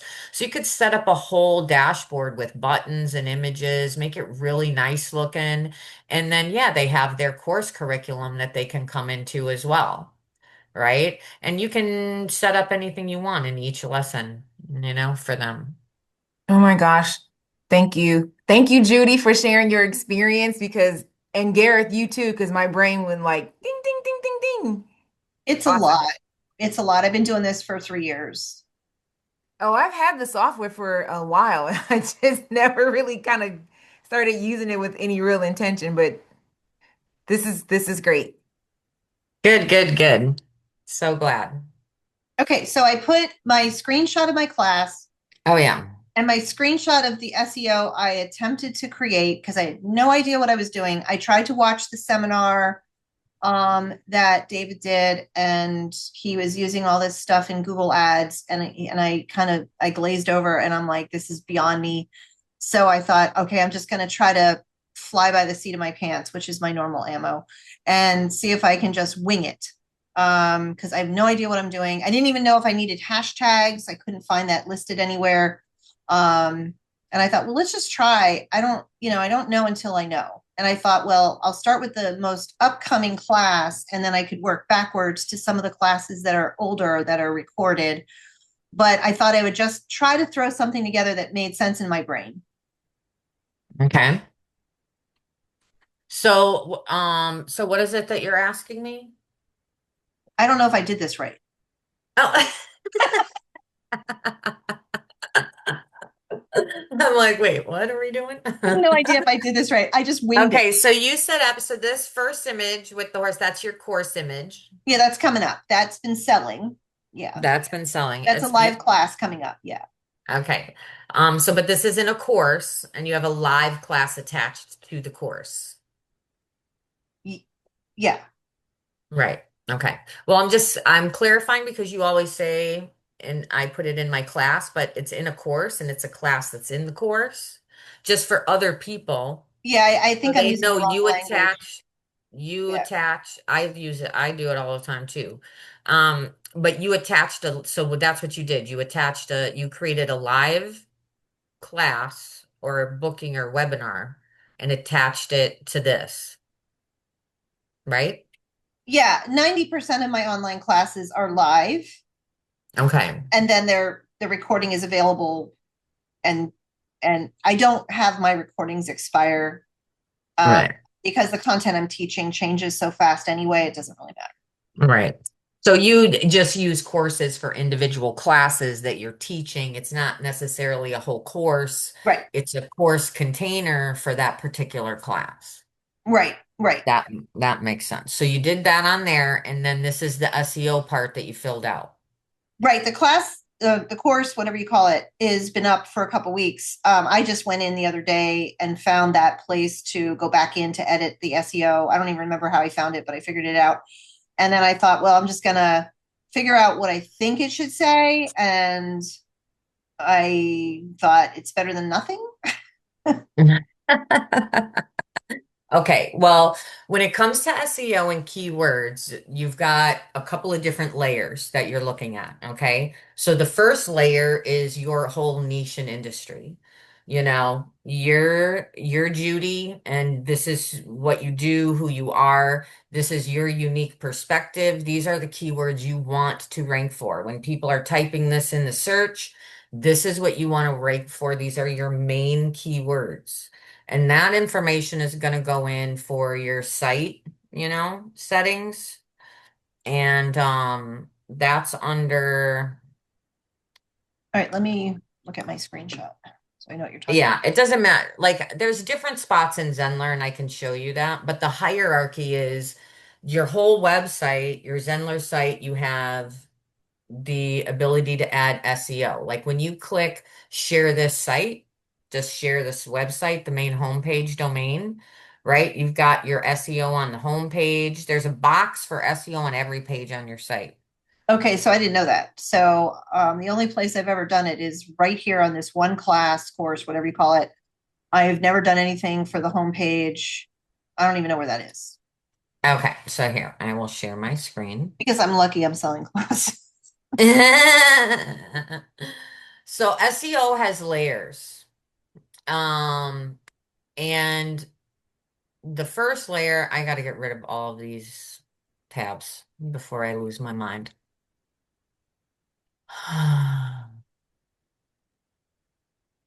Doodly-doo. Yeah, I found that it gets really mad if you have too many tabs open. I know yeah.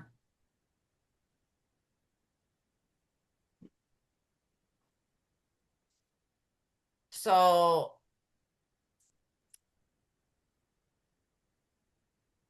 admin.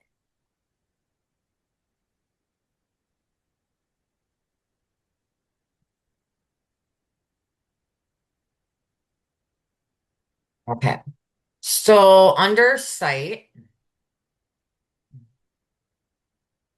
um, you've got now that's just names it.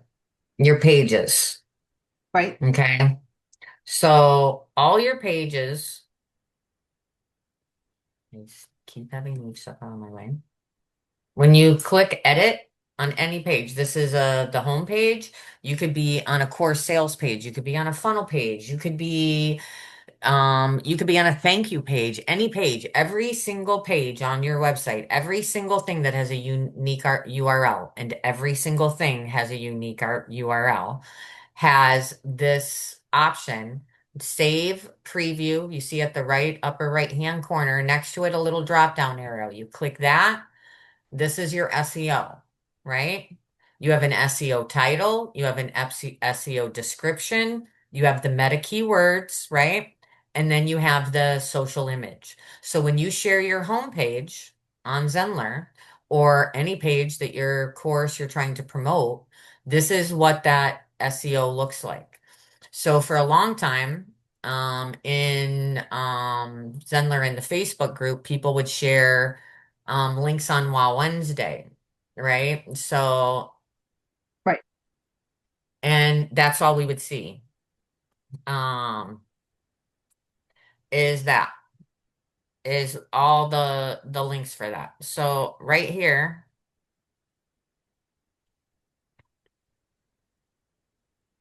there is Wow Wednesday.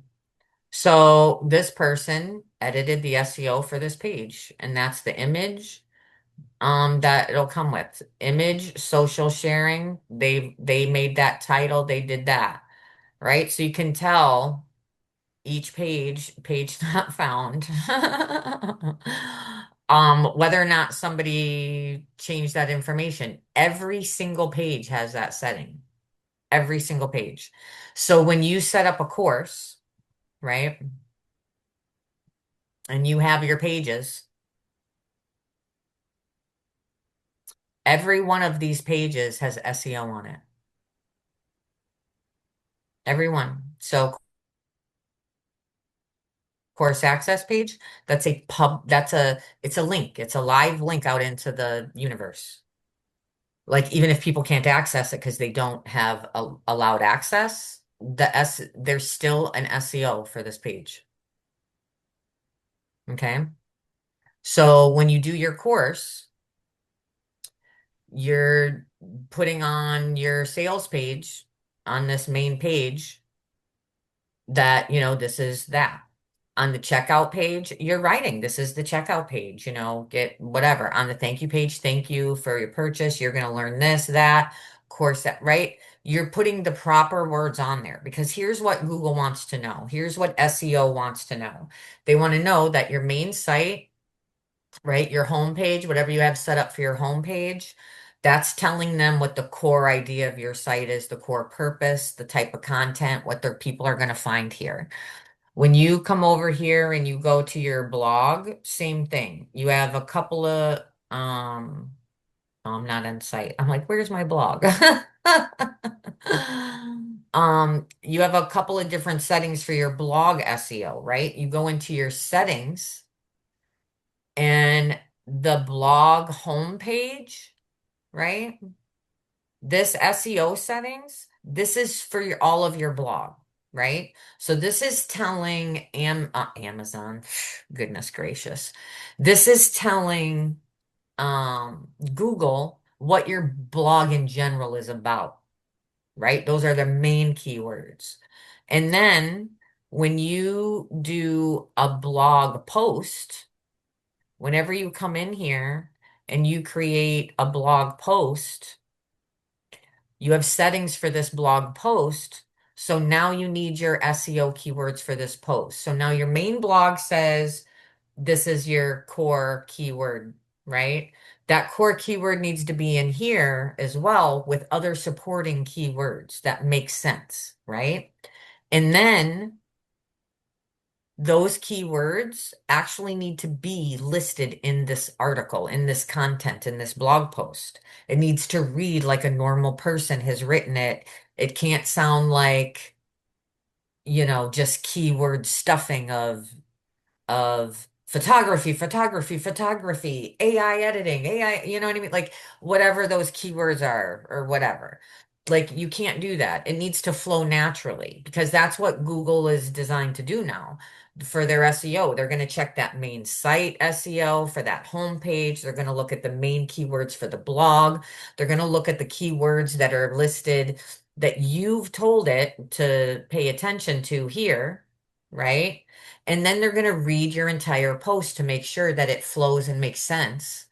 And that, yeah, this is actually good content. People who type this in do want this, right? So it works in layers like that. Does that make sense, Judy?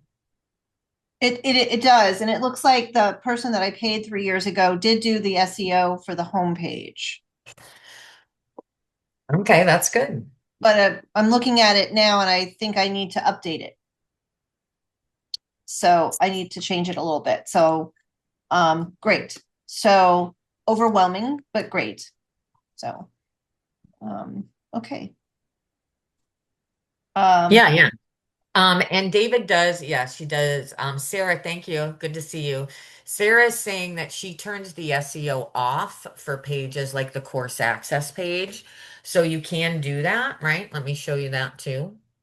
You want to be careful. I mean, if you have too many pages with your not published and with the SEO turned off, sometimes, Google can be finicky. You just want to make sure you're doing it for things that make sense, right? You don't want to overdo it because you don't want Google to think, wow, this is suspicious. They seem to be hiding a lot of stuff, right? You don't want that because sends triggers to Google that that's suspicious. A certain amount of them, it's expected on every site. There are certain pages you obviously don't want for SEO purposes. So they expect a certain percentage. Just don't go crazy with it. You know, things like this course access page. Yeah, that is totally fine to do. Doodly doodly doo.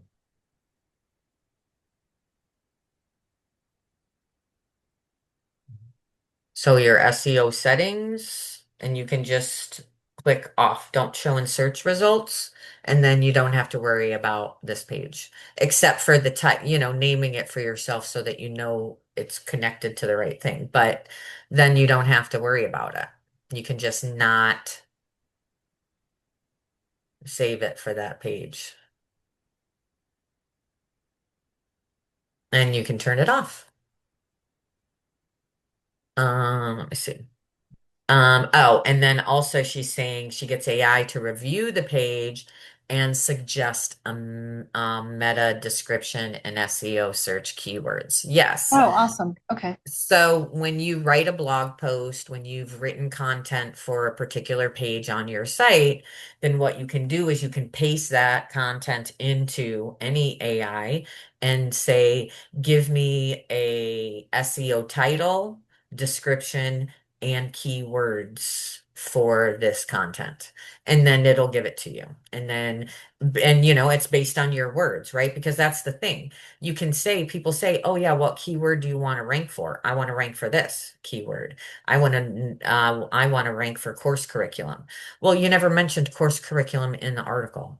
Like, so how do you expect to rank for it? So it has to be about that. You can't just put the keywords that you want. I can't just, try to rank for this keyword, but my article is about something different. Google will be like, no, that doesn't make any sense. So those exact keywords need to be mentioned in your blog post. So and part of what lets Google know what that is, for example, when you're writing a blog, that H1 tag for your headline, that lets Google know that's your main keyword, right? That H1. H2 tag lets Google know that's your supporting keywords. And then your content, right? So Wait, your keywords need to be in that headline and in that H2, that supporting headline, that description, they need to be in there. wait, can you go back to where that is again so I understand? Where the Um, um, H1 and H2 is so I understand what you're looking at? oh, what, well, anywhere you're at, you have to do the proper tags, right? So this is a blog post, okay? Okay. So right here on this one, the format for that, only one H1 tag per thing. If there's more than one H1, that dings you. That's bad, right? So one H1, that's your main keyword. Then when you're doing your subheading or whatever, that's your H2. And like I've said, I think Lorelai and I were talking about this actually. It's think of it like the H1 is the title of your book, okay? You only get one book title per book. So that's the title. The H2 tags are your chapters. Those are your dividers, your headers, right? Those are the key things that support the main title of the book. So if you think of SEO like a book in that sense, every blog post, every page that you put content on needs to have those elements, right? You have your H1, you have your book title. That's the page title, right? And then the H2 is your chapter titles. Those are your subheadings, your key points, the things that would be bullet pointed. And that lets it know, okay, here's the main title, and then here are all the chapters that support that title, right? And then the content within each chapter that supports that chapter. And that's the same way every page. Does that make sense? So if you're designing a class and you've got all this text, about the class on the description page or the course page, if you use an H1 more than once, are you in trouble? Yeah, SEO is dinging you on the sales page if you use H1 multiple times. There's one H1. H1 is the title of your book. You So, don't put the title of your book all over your book, right? okay, so go through and double check what I designated throughout the description. Yes, when you're setting up stuff, and that's why it's like it's kind of good to have an idea of what the SEO foundations are. I've said it before, you all don't need to really worry too about it. Like a lot of you don't need to worry about it as much as you think you do. You don't if you don't have your site created, if you're not marketing and promoting it, you're not ranking on Google anyway. So worrying about little tiny things it like you focus on the big things, focus on the foundational things, like your homepage SEO is exactly what you want it to be. Your blog post content, if you're blogging on Zenler, you need to make sure that those tags are properly done for your SEO. And just as you're going through and setting up your site from now on, make sure every page H1. If you're worried that your whole site is a disaster right now because of something I've said, don't go trying to go through and correct it all. You will literally drive yourself crazy. Just make a point like, okay, I'm going in to do something in this course today. So now, since I'm in here, let me check this. That doesn't mean I'm going down a rabbit hole to check every dang course and page on my Zenler site if I haven't done it properly, right? Like you don't know what you don't know. Like it's impossible for people to know what they don't know. Okay? So now that you do know, start improving those things little by little. It's not going to make or break your business. It's not like all of a sudden you're going to lose a million hits in Google traffic right now because your SEO on your site is messed up. So, like, look at it from the right perspective. Don't get overwhelmed or go off hacked cocked and spend, the next 3 days doing nothing but fixing H1 titles. I don't want anybody to do that because that's a waste of your time. You need to focus on doing things that make you money, not things that make you crazy. So just know that moving forward, at least that's my recommendation. If you want to drive yourselves crazy, you go right ahead and do it. That is not for me. I go through and say, okay, let me just double check. It's just a habit I get into. Okay, I know I messed up these things, so let me come in here to these pages and check and make sure I've only got one H1, one H2, because that will improve the discoverability of your site by Google over time. As you're using your site, as you're building, as you're growing your assets, as you're growing your list, and you have more activity, it will have a positive impact for you. So it is something you want to take into consideration. It's not going to change your business overnight just because you have the proper SEO, though. That's not going to happen. So that's all. Let's see. Gotta go. Okay, thank you, Brandy. It was great to see you. All right. I don't know, Judy, does that make sense? Do you feel a little better about SEO? Yeah, I'll pace myself. Yeah. I Um, mean, I mean, yeah. so I mean, not to go down a rabbit hole, but there's a certain age group of potential clients, students, whatever you want to call them, that isn't using Google. They're using chat to get recommendations. So how does chat read some of this stuff? Judy, what was your question? Which one? The one that you just asked about the AI? The well, okay, so in January, I had a week where we had nothing but snow. So I just sat on free seminars all week. And 3 different seminars brought up that certain age groups now are using ChatGPT instead of Google. And I mean, I have ChatGPT, the expanded widget on my home screen on my phone. And in lieu of what I went to the seminars about, I started using ChatGPT instead of Google as well. So my question is, how does ChatGPT look at the SEO versus Google? And is it still worth spending money on Google if people are using ChatGPT to search for things? So, like on a business trip, I'll now ask ChatGPT in a 15-mile radius or 20-mile radius, what is the number one Italian restaurant that the locals favor in this community? And so it'll throw out a list at me. And then, it'll link you to the menus. It'll show you photos of the food sometimes. Yeah. Sometimes How do you think ChatGPT got that information though? from Google. Yes, exactly. So SEO is still important. Okay, that's what I Okay. was a little confused about. Yes. So, but it's double layered now, right? So chat is just Googling as well. Okay. Gemini, if you've got a Google thing, Gemini is giving you a description of your freaking emails. If you've got Gmail, Yep. it's giving you, if you have Gemini, like I have Google Pro, AI Yep. Pro. And so even when I open up a document, it automatically Gemini pops up and says, "What can we do today? You want to do this? You want to?" I'm like, "Slow down, buddy. I I already know what I'm here to do."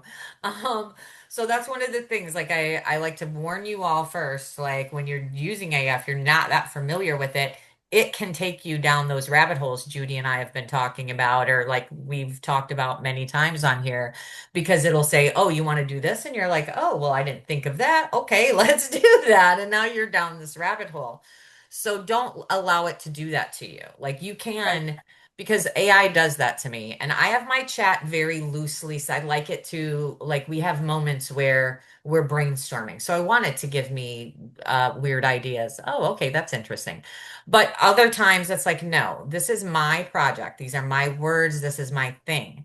I need to get this worked out. So I need to put those guardrails on it and tell it, please do not offer me additional options. I don't need to get distracted right now. I know what I'm doing, right? So you boss it around a little. So just when you're experimenting with the AI on that way, definitely.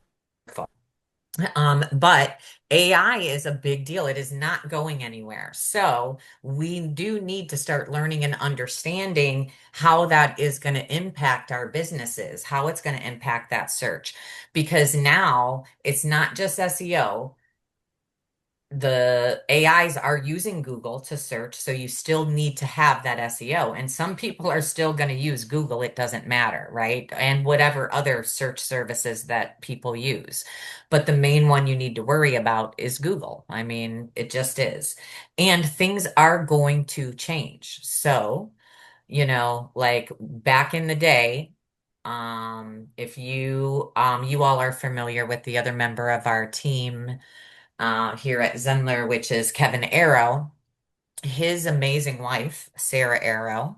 If you do not know her, you should. She's amazing. She blogs, she's a brilliant woman, and they have the blogging challenge, like the original internet blogging challenge. They've had darn near 1 million people through this thing. Okay, so and it's been around for a long time. And she talks about the Google and the SEO, like she knows everything about this. Like she lives it, she breathes it every single day. Okay, so she knows all about it. And there was a time frame for bloggers when she warned people, just like people are right now with this AI and SEO. Like back in the day, you could do a site and you could just stuff a whole bunch of keywords all on it, and then it would show up and you'd rank on Google, right? There was a time when you could do that. Google warned people for a long time, we're changing things. You need legitimate content, deep content on your sites. And so they were out there educating it. And I tell you what, people did not pay attention. They did not care. And because they did not follow like basically ethical rules, really, a lot of them lost their website. Just they lost their traffic. They lost everything. No more money coming in, no nothing. So Google is changing the way that SEO works a little bit, and it's adding in that AI layer, right? So ChatGTP, like you said, is giving you this thing. It's used Google and now it's citing some sources. Why did it cite those sources? when it searched Google? How did it choose which one of those sources to cite, right? That's the power of AI. That's the power of making sure your site is citable by AI. So now not only do you need to make sure your SEO is good for Google if people do type in there, but you also want to make sure, because even if they type in Google and not chat, they're typing in Google, the first result is going to be a description from Gemini citing sources. And the sources it cite might not be the first thing on Google things, right? So we have to start looking at that. And it's a new territory for everyone. So anyone that says 100% if you're not doing that, blah, blah, blah, like as soon as someone tells you you have to do XYZ or you're this, automatically I would be very cautious of the information they're giving you, right? Because we always need context. And I think that's missing from a lot of the hype marketing. Yeah, that might be kind of true, but then when you dig deeper, you find out, well, actually, this and this and this are probably more likely true. But hey, thanks for taking me, out of my day for your hype BS, So we have to be very careful with the information we're consuming. Start trying to find legitimate sources, reputable sources, people that live and breathe this stuff because you don't have time to, right? Like you don't have time to live and breathe. Like you're a artist, you're a creator. Like you're not an SEO. Like that's not the thing you're steeped deep in every day. Photography, the artistry, but you're seeped into that. Anybody needing to know some stuff about that, let's go talk to Judy. Right? You don't have time to learn a whole nother degree in something else. So find the people that do and make sure you stay tight with them, right? When it comes to things like marketing, SEO, blogging, I'm not sure the direction that the Arrows business and whatnot is going, but the blogging thing that's always been there. Great place to get information about SEO. There's some really incredible people on Substack right now that I would highly recommend. I'll put together a little list as well for in the community on sources that I've found to be reputable for learning things about the AI and its impact on website traffic, the things that are really important, not the hypeable stuff, right? Like the actual things that are important for creators and business owners right now today, and the little things that you can do to future proof your business when it comes to AI. Not the hype stuff, don't get distracted. So I'll put together a list of things that I found to be very helpful. And then absolutely any of you that have found anything to be really helpful in that area, we can get a little thread going in the community for resources, because sometimes that takes up half the time and capacity, right? Just trying to find the information. So if we create a little thread, then we can Um, do that. could I just ask a quick question about, so if you write a blog, do you copy and paste all the information into an email to your mailing list, or do you just link it in an email? And then the same thing with like social media, like on social media, do I take all that information and just paste it into a social media post, or do I just link it to the blog so that you're getting that traffic back to the site? Right. Okay. So this is a fun question. So you do have content. So there's a overthink I think everybody's heard about, like, okay, make a video, right?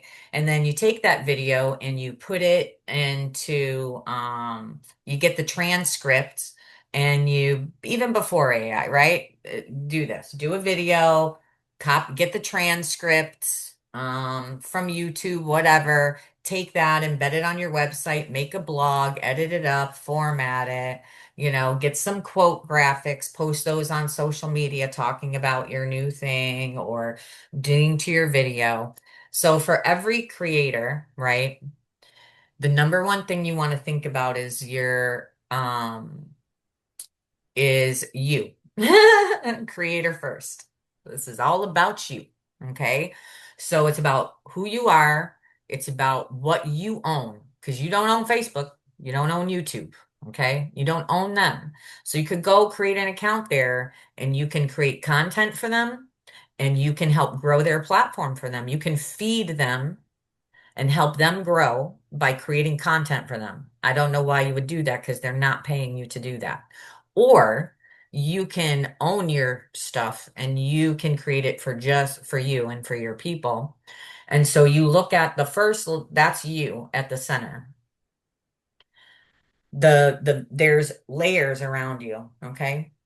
That outer layer, that's your discovery layer, right? That's how people discover you even exist in the world. Those are just little bits of content. Those are that superficial layers of content that you have that are kind of a little bit maybe like that hype marketing that we talked about, right? They catch people's attention, they stop the scroll, maybe, right?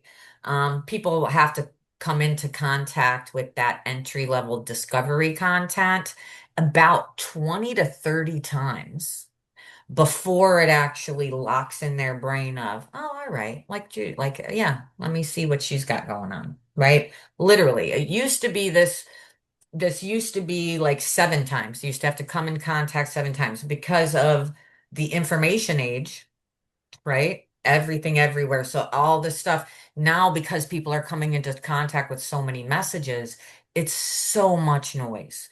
Like, so you do have to realize that you do have a little bit of competing with the noise, but you're competing with the noise to drive all of that traffic to you so that social media instead of you feeding it.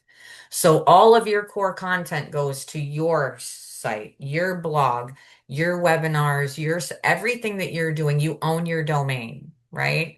Zenler is just the platform your content's hosted on. If you get rid of Zenler and go someplace else, you still have your domain, all those same links that you have out into the world everywhere, they still work as soon as you set them back up on your new site. So you don't need the platform, right? You need the domain. You own it. That's yours. Okay? Because YouTube can shut down and you're gone. All of your followers there are gone. Everything is gone. Unless those people are on your list, you no longer have contact with them.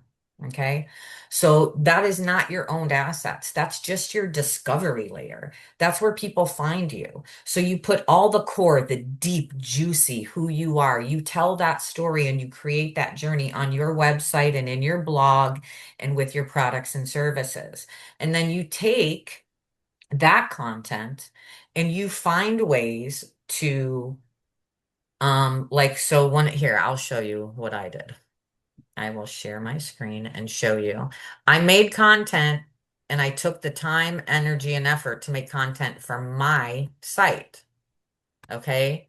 And then I took that content that I made and I just plugged it into one little place. Where am I? Right? And now I have all of these. This took me literally 20 minutes to just get all of these created. Legitimate SEO, the literal SEO description right in. I automated the whole thing. And so now I haven't sat down and created a YouTube content schedule where I'm creating content just for YouTube and to drive YouTube like content and creation. No, I created that original content on my site, on my platform that I own. I'm going to use YouTube as a discovery layer because it's SEO rich. YouTube, Google, they own each other, or one owns the other. So this is cited YouTube links. YouTube is cited for SEO as well, right? So I'm gonna let YouTube feed me. I'm not gonna feed it. Okay. So it's on how you think about how you're creating this content, right? So I didn't spend a whole bunch of time creating this, but here's another thing I want to show you what Google's done, this AI thing to let you know what you want to do. If you come in here Or wait, in the studio, create. Oh, where did it go? Or no, on the other post or on this content. Oh yeah, this is what it was. So there's these new features on your videos now on with AI. Okay. This is my video, right? My description. I'm going to scroll down here and look at this. There's ask a question. So now you can say, summarize this video. This is not a tool this is not mine. This is YouTube's. This is Gemini in YouTube. So now you can create content and your people can click on here and it'll give them a breakdown of your video. Like it's just and when you're in your creator studio, it'll take all the videos you've made, right? And it'll give you in Creator Studio a recommendation of all of what you can do. Um, I don't know. Do I want to upload a video? So no. But right here, let's see, where was it?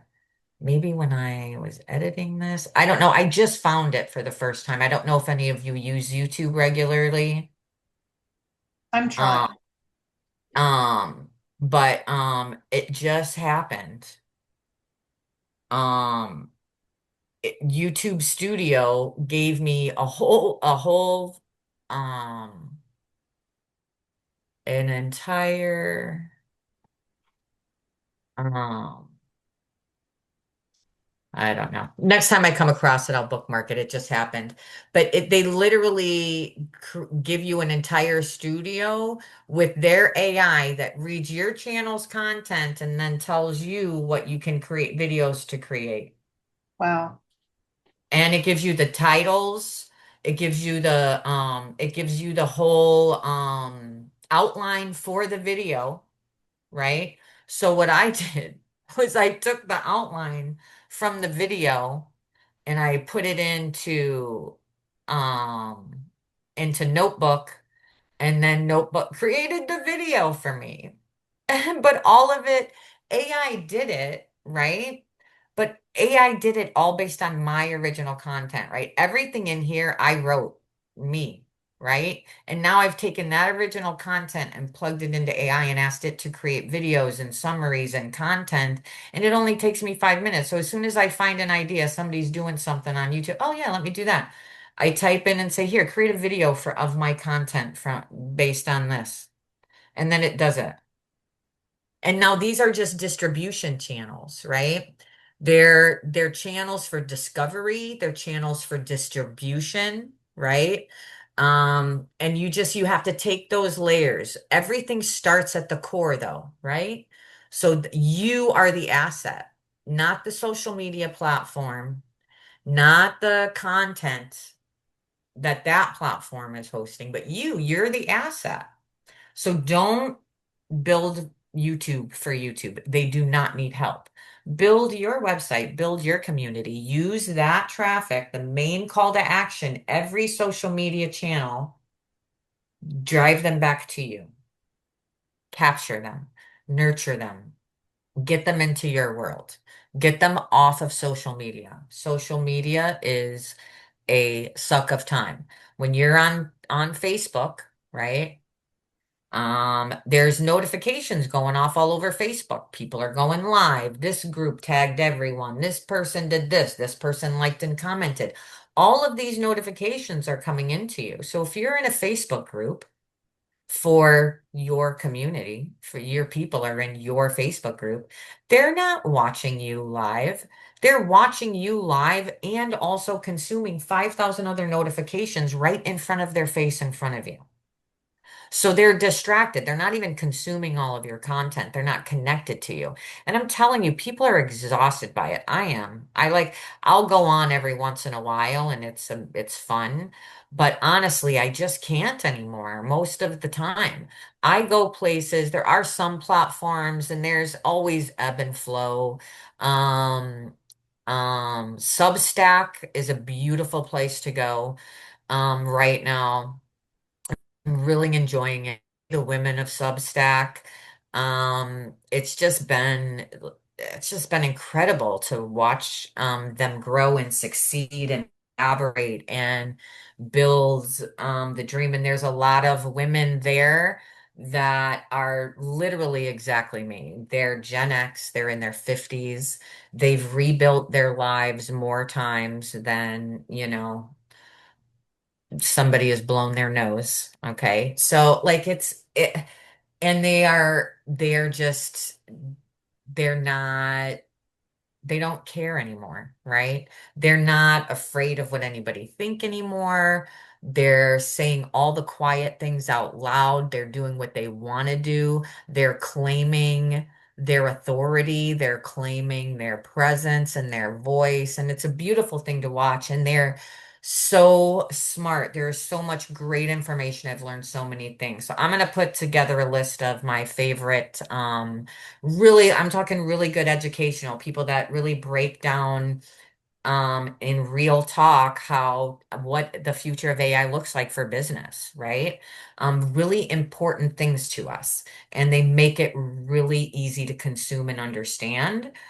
So I'm really excited about sharing that stuff with you guys because there's so much out there, and you don't know what you don't know. I don't know what I don't know. Every now and then, as I'm scrolling Substack and clicking through to different articles, I read about something new I had no idea was important or I needed to know. And I'm like, oh, shoot, right? That's what community does. When you find a community of people that are, I mean, it's kind of like-minded, but we all have our own unique individual experiences in the world and everywhere that we can share with each other and things that like I don't know all of this stuff because I know because I'm just so amazing I know it. No, I had an experience and I needed to learn it. That's how I learned it. Just like that's how you learned it. So if you haven't had that experience, then no, you wouldn't have learned it. So now when we're talking and we're collaborating together, we do learn from each other. And like it just opens up our world a lot. And that's what I've been doing. It's um recovering from brain injury just changes your perspective on what kind of information you find important to consume and remember, right? Because it's hard to remember a lot. And so sometimes I'm glad I don't. It's like, you know what? I actually don't need to remember that. That was useless information. So now I get to curate intentionally the information I do remember. And this is all great stuff that's coming at me right now. Like it's so good. Love it. Are any of you on Substack? I'm not. No. I'll look into it though. It's a writing platform, it's a newsletter platform. A lot of people subscribe. The thing that I like about Substack as far as this is concerned is it's much more of a creator first platform in that you own your list of subscribers, right? So it's yours. And like unlike you don't own your Facebook following. Facebook does, really. You can try to download that information, but your Facebook followers haven't subscribed to you through a legal process, right? Same thing with Instagram or whatever. Like, you have a Facebook business page. There were all kinds of rules and stuff when chatbots came out. You can't just start messaging people that follow your page. Like, they have to subscribe. Like, there's laws about spam, and you're a business, so you can't just do that. So by the nature of the way social media is, you don't own your following. You don't own that as a list, right? You have to move those people somewhere that you own. Well, in Substack, it is when you join Substack, you don't just subscribe to all of Substack, you subscribe to individual creators. And when you do, you're subscribing to them. Now they have your email and they can be in your inbox. You own that subscriber, right?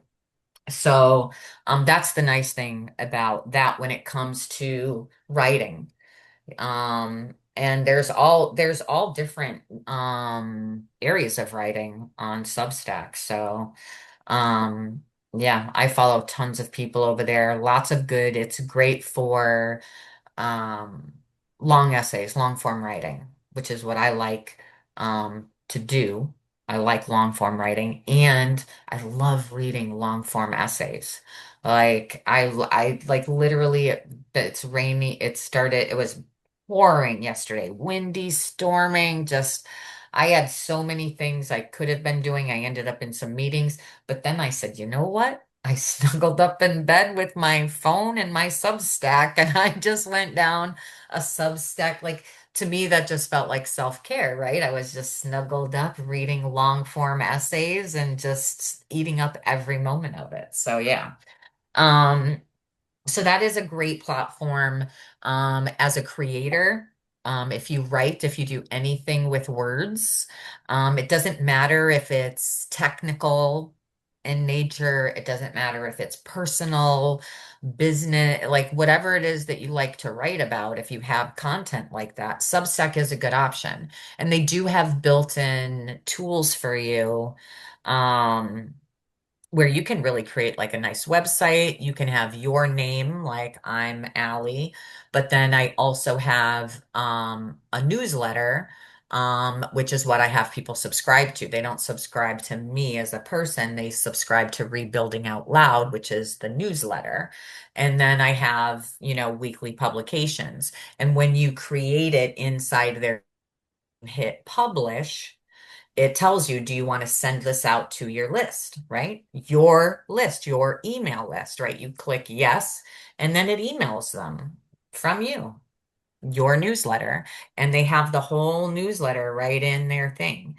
People can like and comment, they can restack. You can have collaborators. There's a lot of that happening in the Substack space. There's a whole ecosystem that happens there.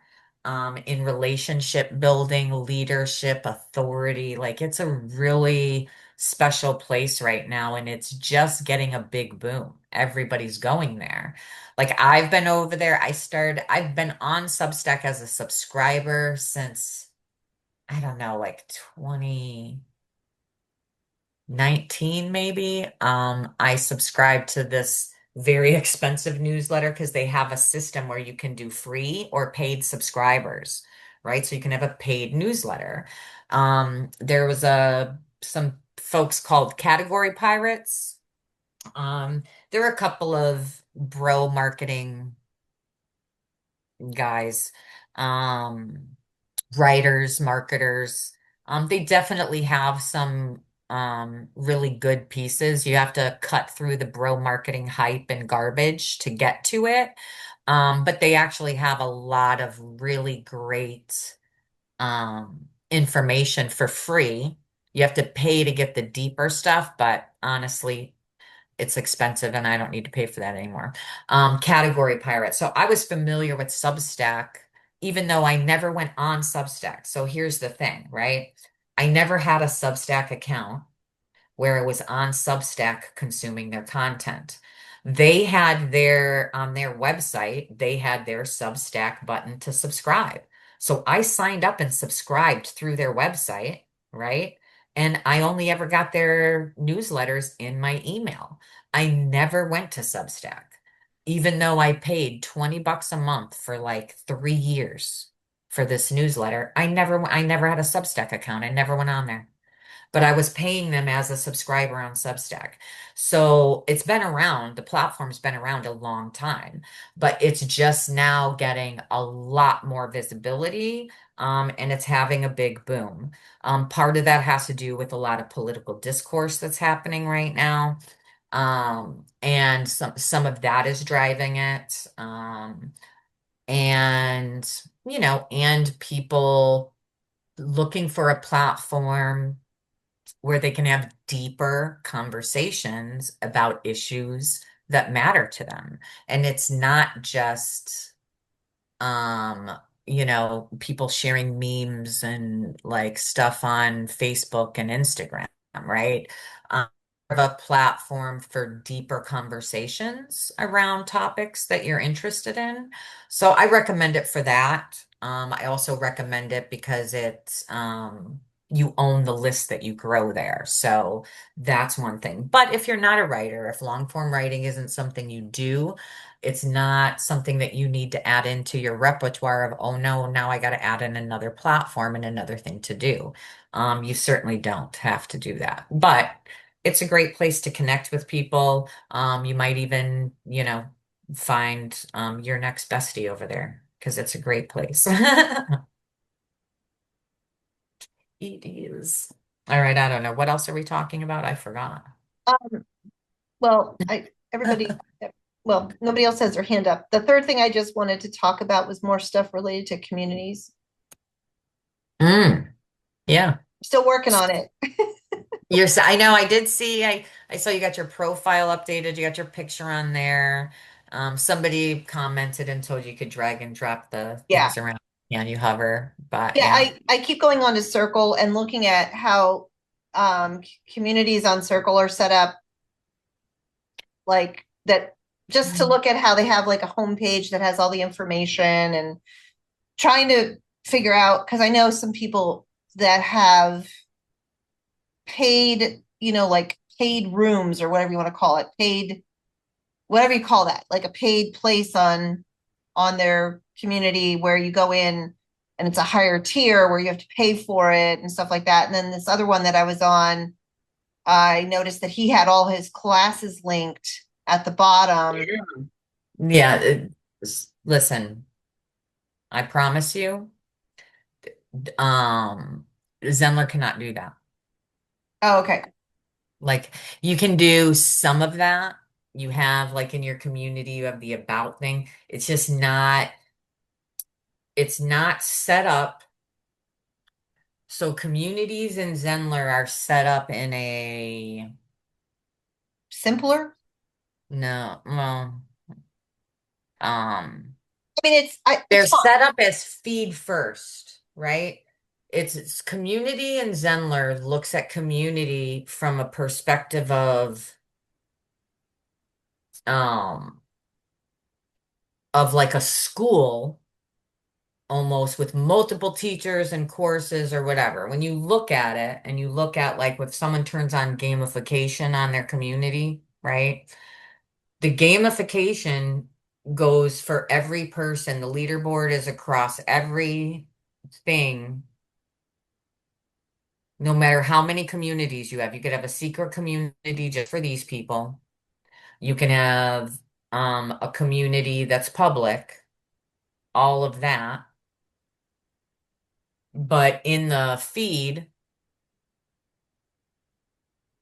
how do I know I've written an article about it because it's just the way they So, have it set up feels backwards to me because you'd have to create all of these community links and it just doesn't work.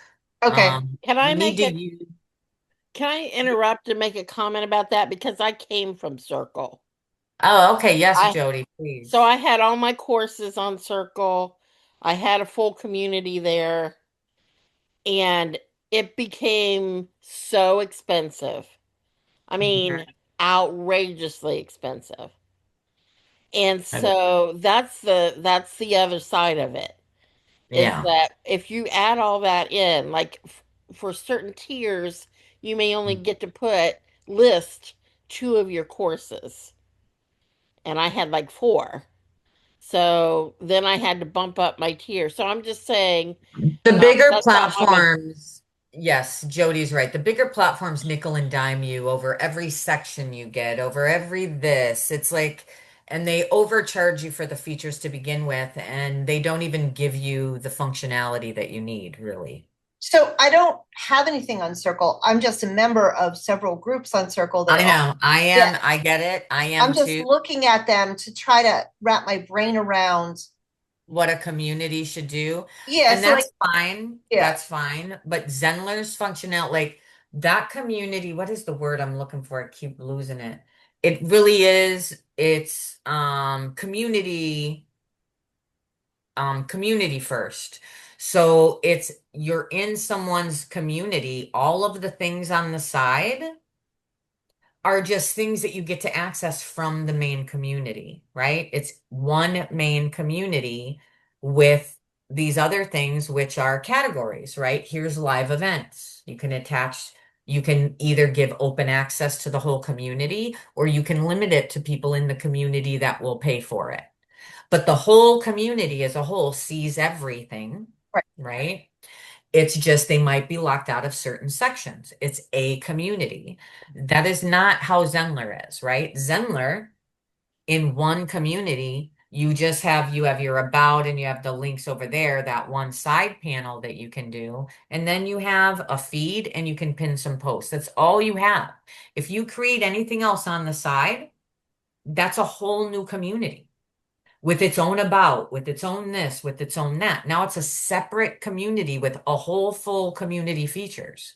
So yes, you could set up another full community and another full community and use those communities as a filter for categories, but it's very clunky, it's very awkward, it's glitchy.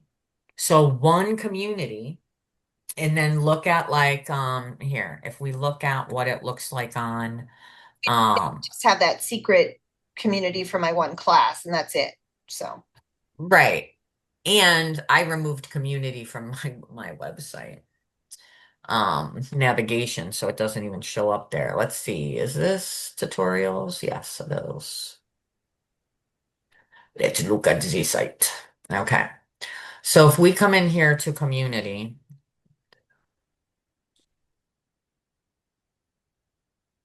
you can you can have that, right? You can program in and turn on and have some posts. You turn on gamification, you've got your leaderboard. Okay. now, what's the purpose for gamification? Do people just get a kick out of it? Okay, well, the gamification, I don't like it personally. I think it's spammy and weird. Especially since the functionality in Zenler doesn't like if we look at, can I go to view all leaderboards? Like if you look here, I'm the all-time leader. Okay. I have not taken I have taken all of the courses actually. But all I did to get those points is just click the next button on the course player. I didn't watch anything, I didn't listen to it, I didn't read it. I just hit next. And every time I hit next, I got points. Okay. Oh, So this leaderboard doesn't mean squat. And I did it to prove that. It oh, doesn't mean interesting. so, if you want your leaderboard to mean something, if you want to turn on gamification, Lorelai is a community manager. She is an excellent resource for talking about community. She manages Bookspace.world has reader space and author space communities. And Lorelai manages those. And I was just speaking with her the other day. Um, she um she is setting up their leaderboard and their point system. And we're talking about how, like, what's the best way for a community to do points? Like, what do you want to recognize the members of your community for? Do you want to recognize them for pushing the next button on your course player? Or do you want to recognize them for doing things like, I don't know, helping others? Within Mighty Networks is the one that Lorelai's community, the reader space and author space is on. And that is and so they set theirs up. You can give members of your community points, right? You can say, oh, this person's answer was so helpful. So now you can recognize other people and other people can recognize you. That's community first, right? This with these things, leaderboard and we've got all these leaderboards across everything. Like you got the 7 day, the 30 day, the all time, and these points just never reset.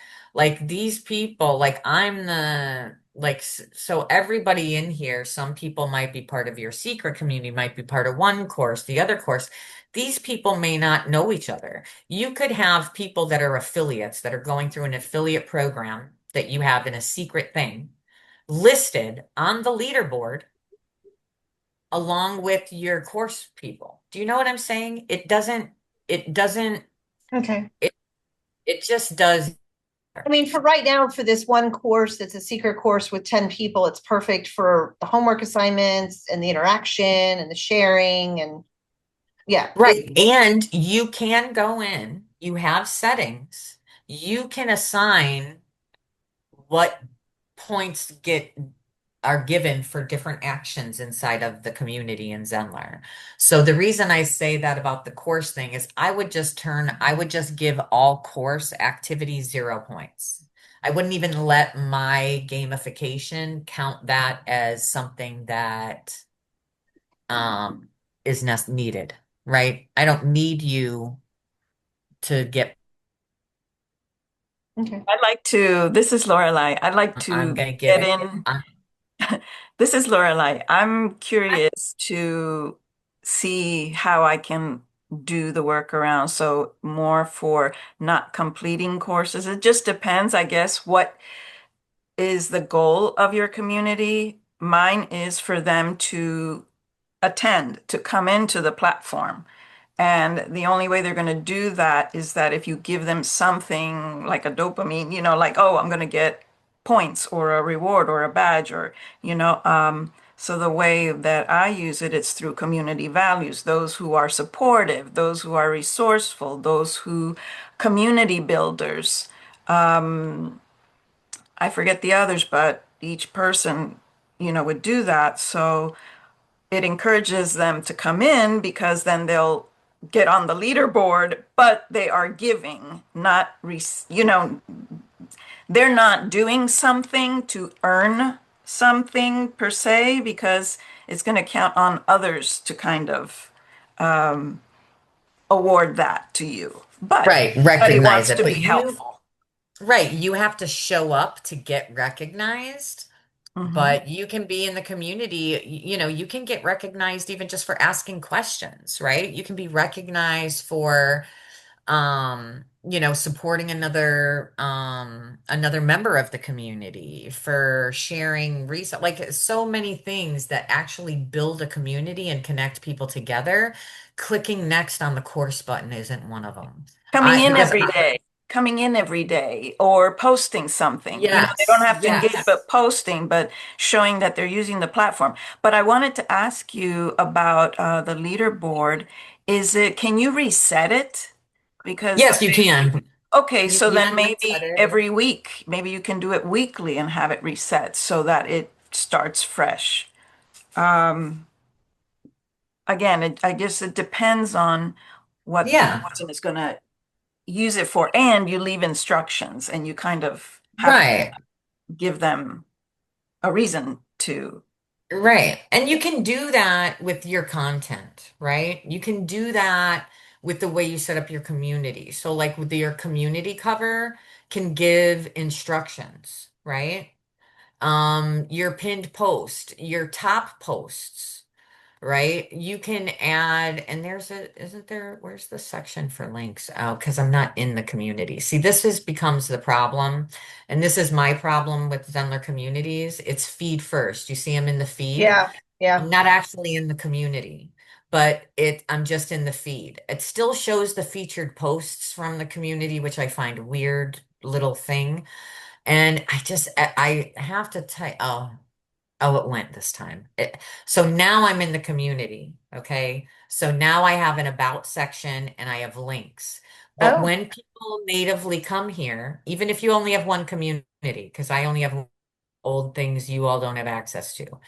This is the community. But when I come to community and I navigate here, I'm in the feed. I think I'm in community because I have the pinned posts and if I have leaderboard or top posts, I have that here. But I don't have links, I don't have anything. And most people don't even notice.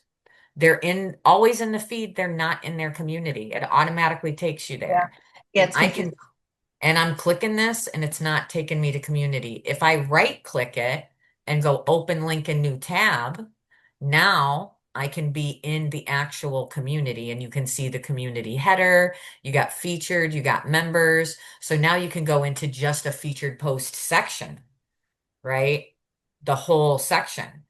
in the discussion area, you have your pinned and you can page through them, and you have your links on the right hand side and your little about that you can have turned on, right? But Zenler is not community first, it's feed first. You can see that right here. So basically, in Zenler, they expect you're going to have multiple communities for different things, which is why they have a leaderboard that goes for all of the different communities. The leaderboard attaches to all communities. It's one leaderboard that encompasses all of your communities. It's not a leaderboard per community, right? So your communities are literally even competing against each other, right? When it comes to points.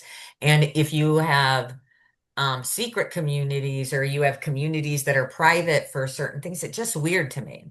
So it Yeah, isn't it freaked me out because the secret stuff was showing up in the feed, and I'm like, wait, am I the only person that can see that? And I figured out I was. right. Right. So And when it comes to the feed, when it comes to community, you can turn the ability for community native, the dynamic functionality of community off so that it doesn't show up in your navigation for people to go to and click on. okay. If you don't, if you're testing and playing around with setting it up. That's what I've done on my site. Okay. And I highly recommend as an individual creator. Now, if you're a school, if you have Zenler set up as an actual school and you have multiple instructors that work for you and different things, that's different.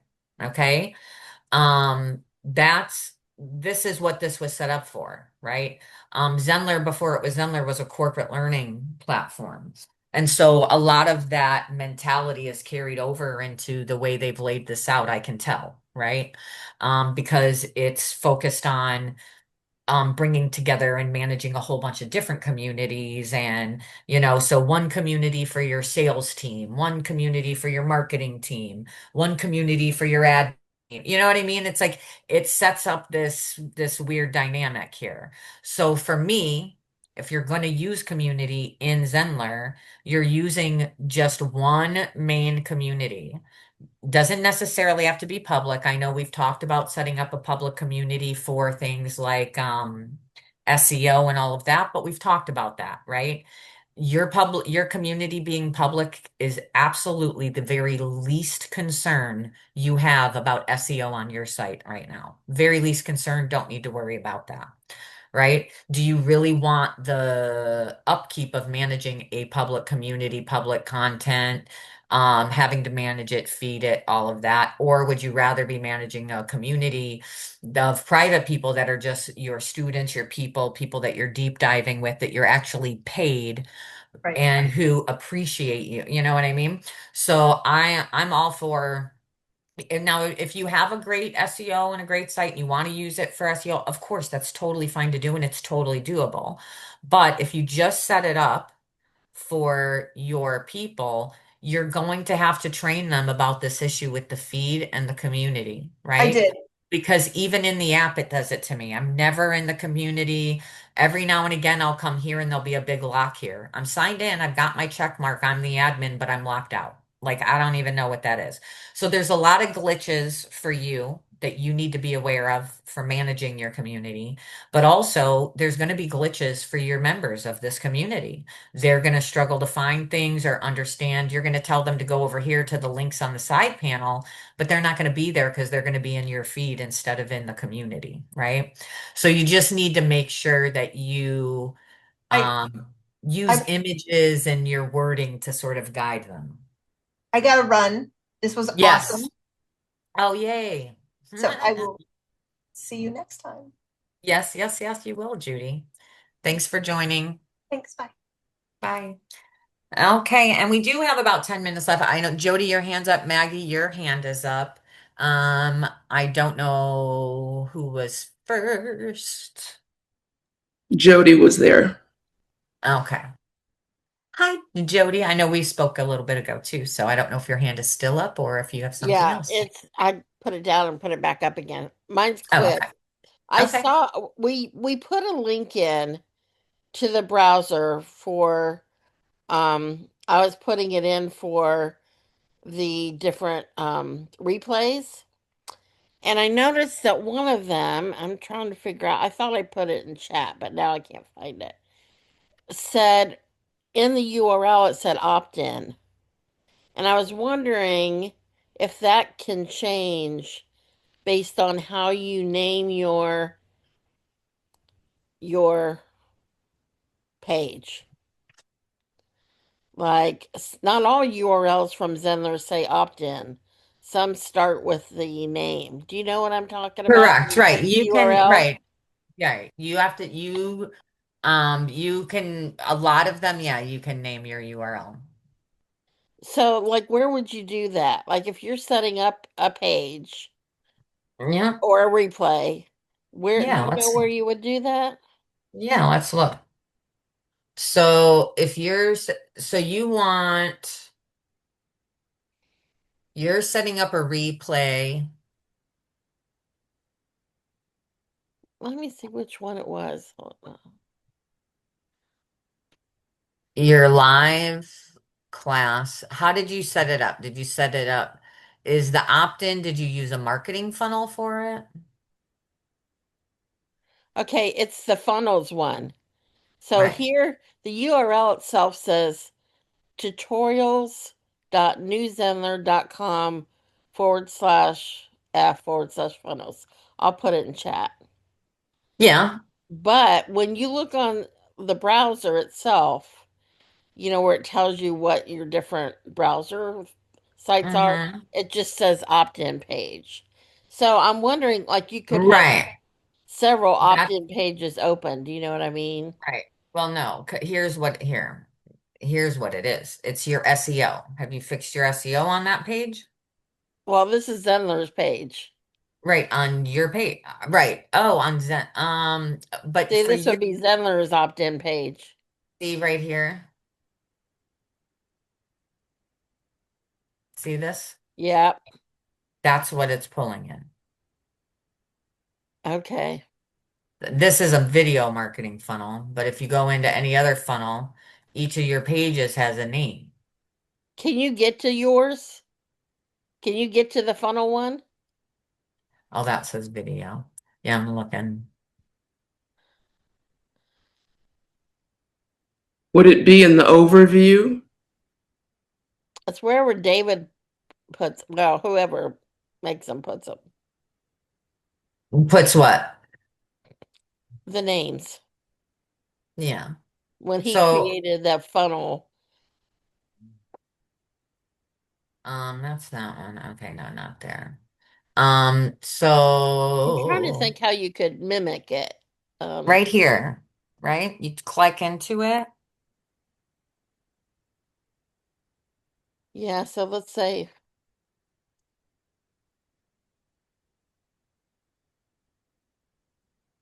well, you have to do two. You'd have to do one that stays the same, and What? then, I'm just saying you can change the name to whatever you want, and you can just click into here to do it, okay, right? okay. So you just click, you tap in here, It says page and title or then just something. tape it. Okay. So, like, if we were creating a document that said best practices for Zenler, that's probably one I would put on there Yeah. because it's better for when your, customers are Right. looking at them. You don't want to use, and that's part of the thing that we talk about, right? Um, Yes, with our language and how right. like our consumers, a consumer who's not in marketing, not in business, doesn't understand the word lead magnet or opt-in page. Like they kind of do, they've probably seen the tags, And funnel it's not even tags. that. It's that you would have you're losing out on an opportunity for education and marketing because somebody could have 5 pages of Zenlers open that all say opt in. You wouldn't be able Right. to So the tell which one user, was right. the So the funnel, which one was all the other ones he's done. right. Yeah, that's Mm. why. That's why I'm a searcher. I don't know if I've ever said that. I'm like I've been searching. I've been like a business librarian for 25 years. So Nice. those Yes. I labels are meaningful because they're searchable usually. Yes, and it That's where is. I'm You're coming absolutely from. correct. I'm not trying to pick Words. apart Zenler. No, I'm no, just no. Words matter. It's absolutely, it's not it about picking them apart. It's about making them aware that on the user's end, if you care about your customers and your customer's journey, yes. your user interface, and we can do it from a place of understanding, right? Like I said earlier, the tech team, they're the coders, they're in the back end. They have no idea about marketing, about business, about you, about me. They have no idea. They don't know what they don't know either.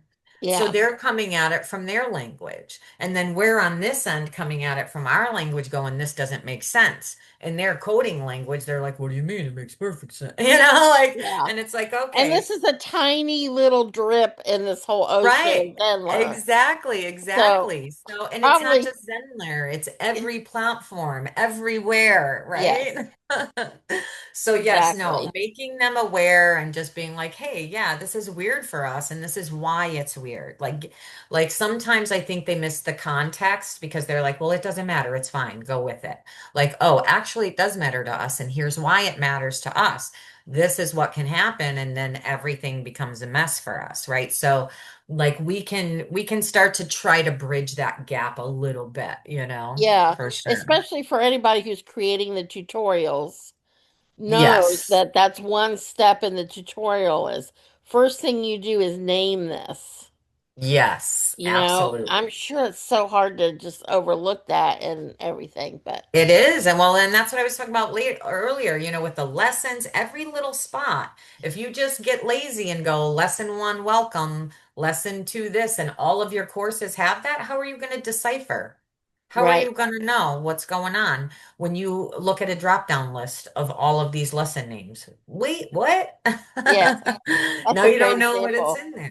Yeah. Yes. And the same thing with your media library when you upload stuff, right? If you just have generic names for everything, your PDFs, everything, make sure when you download, like you download from Canva, right? Yeah. I got a folder of 500 course thumbnail, blah, blah, blah, right? We're not naming Right. them. So now they're on our computer. I have 5,000. I don't find them anywhere. I'm searching and searching and searching. And then I end up just going and create a new one, And right? it's So not even yeah, that because it has to be at the beginning.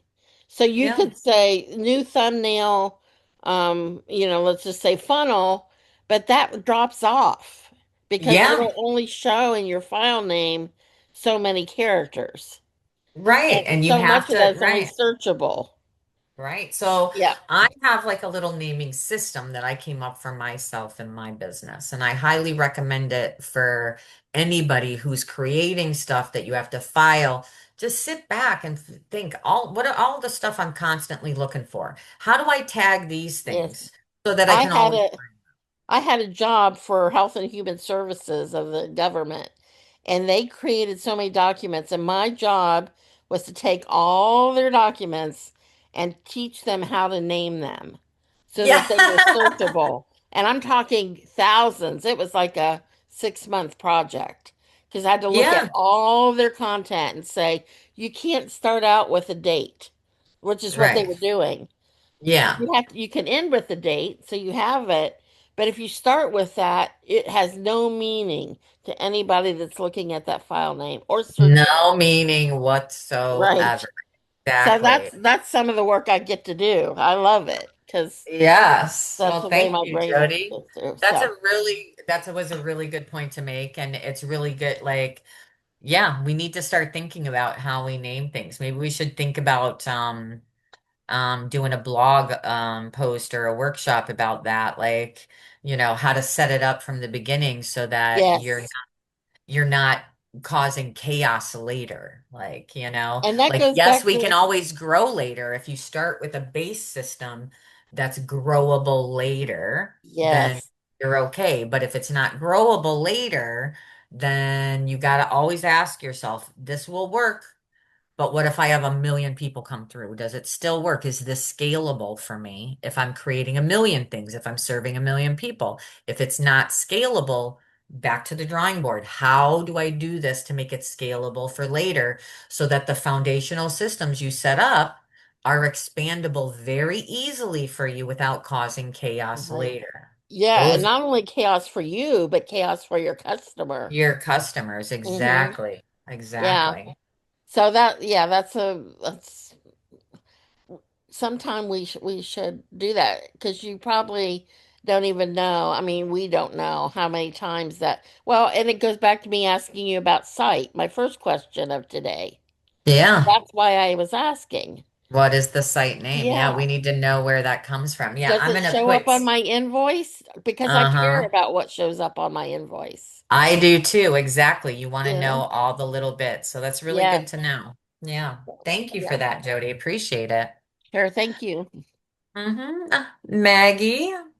Yes, I'm working on a blog post and I'm trying to add an image to the post. And I can get images out of the, oh, I forget what they call it, this media library. But sometimes just a little tiny, like, box comes up and not the picture. And is there a secret to adding an image? It's taking some and not others. Right. It just the image link may be broken, Maggie, from the upload. It may not just be loading properly. It's like a just a Oh, plain box, like with a yeah. little line through it. That's like a broken image link. So that means you Okay. just maybe upload the image again, Okay. so that it's working properly. Okay. All right. Because is it better?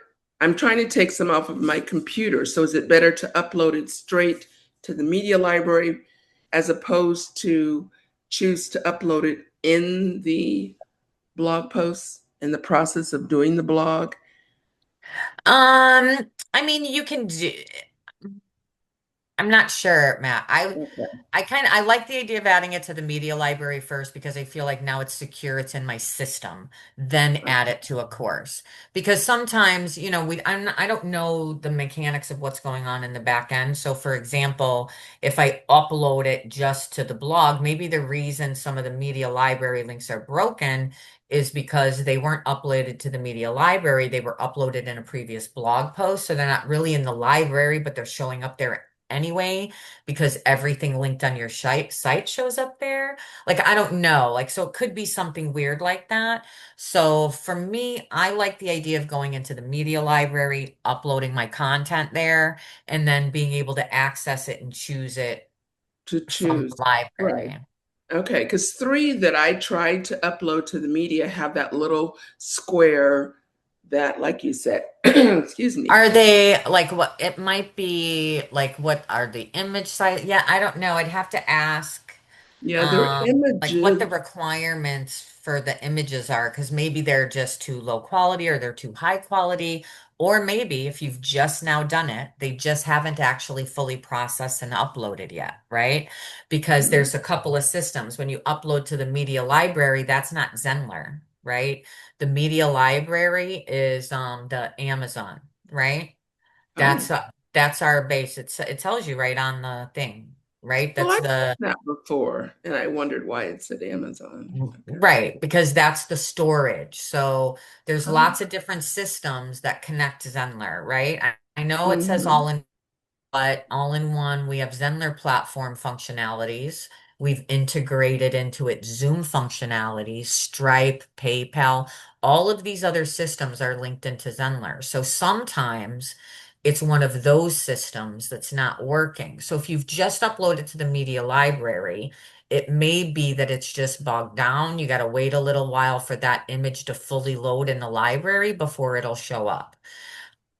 That would be my guess. And it can take a while. It's just like Okay. Judy thought she lost, might have lost, or not Judy. I think it was Sarah maybe. Her Zoom recorded Zoom didn't show up after 3 hours like it normally does. And she was panicking Mhm. that it was gone. Well, and Zenler doesn't control that though. That's Zoom processing. It usually is up in 3 hours. It can take up to 12. And sometimes people who normally have the same 1 hour video, it's always there within 2 hours. And then one day, 12 hours later, it's still not there. And they're like, oh my God, is it gone? They don't know. But Mhm. that's an Amazon issue. It just took longer to process that. That the system was bogged down from, or Zoom, the system was bogged down because they were processing too many videos at once. Who knows, right? And the Okay. same thing can happen with the downloads and stuff. It could be that it just hasn't processed yet. It's one Okay. of the recommendations when you upload videos to YouTube. Always do unlisted because you never know how long YouTube's going to take to process and upload this video. And if it's only partly processed, but it's uploaded there and somebody goes to click and play it, weird stuff happens. So they always recommend do unlisted because then it's got time to process, leave it there for a little while and make sure it's loaded up and shows up properly, you know? Okay. All right. Well, I'll try it again. So, all right. Okay. That's all I needed. Thank you. You're very welcome. Well, that is it. Um, we were at our time for the day. Let me just check the chat real quick. You're going to put something as far as the email authentication in the community, or if you Yes, we'll directly. do it. Yeah, I will put some stuff in there for you. Okay. Yes. All right. The I things that we appreciate it. talked about today. You're very welcome. You're very welcome. Well, thank you all for joining me live today and also for all the great suggestions. We had a lot of our community come in today and offer feedback and suggestions on their experiences and things that they've done. And that's really how a community feeds each other and grows. Come into the tutorial site community. We're creating content, we're collaborating, and doing all sorts of fabulous things. We're coming up with ideas, we're brainstorming, and yes, we just got to show up and then we can benefit and learn from each other. So that's great. Thank you all for everything. Have a fabulous rest of your day. And I will see you all next week, the same bat place and the same bat time. Bye.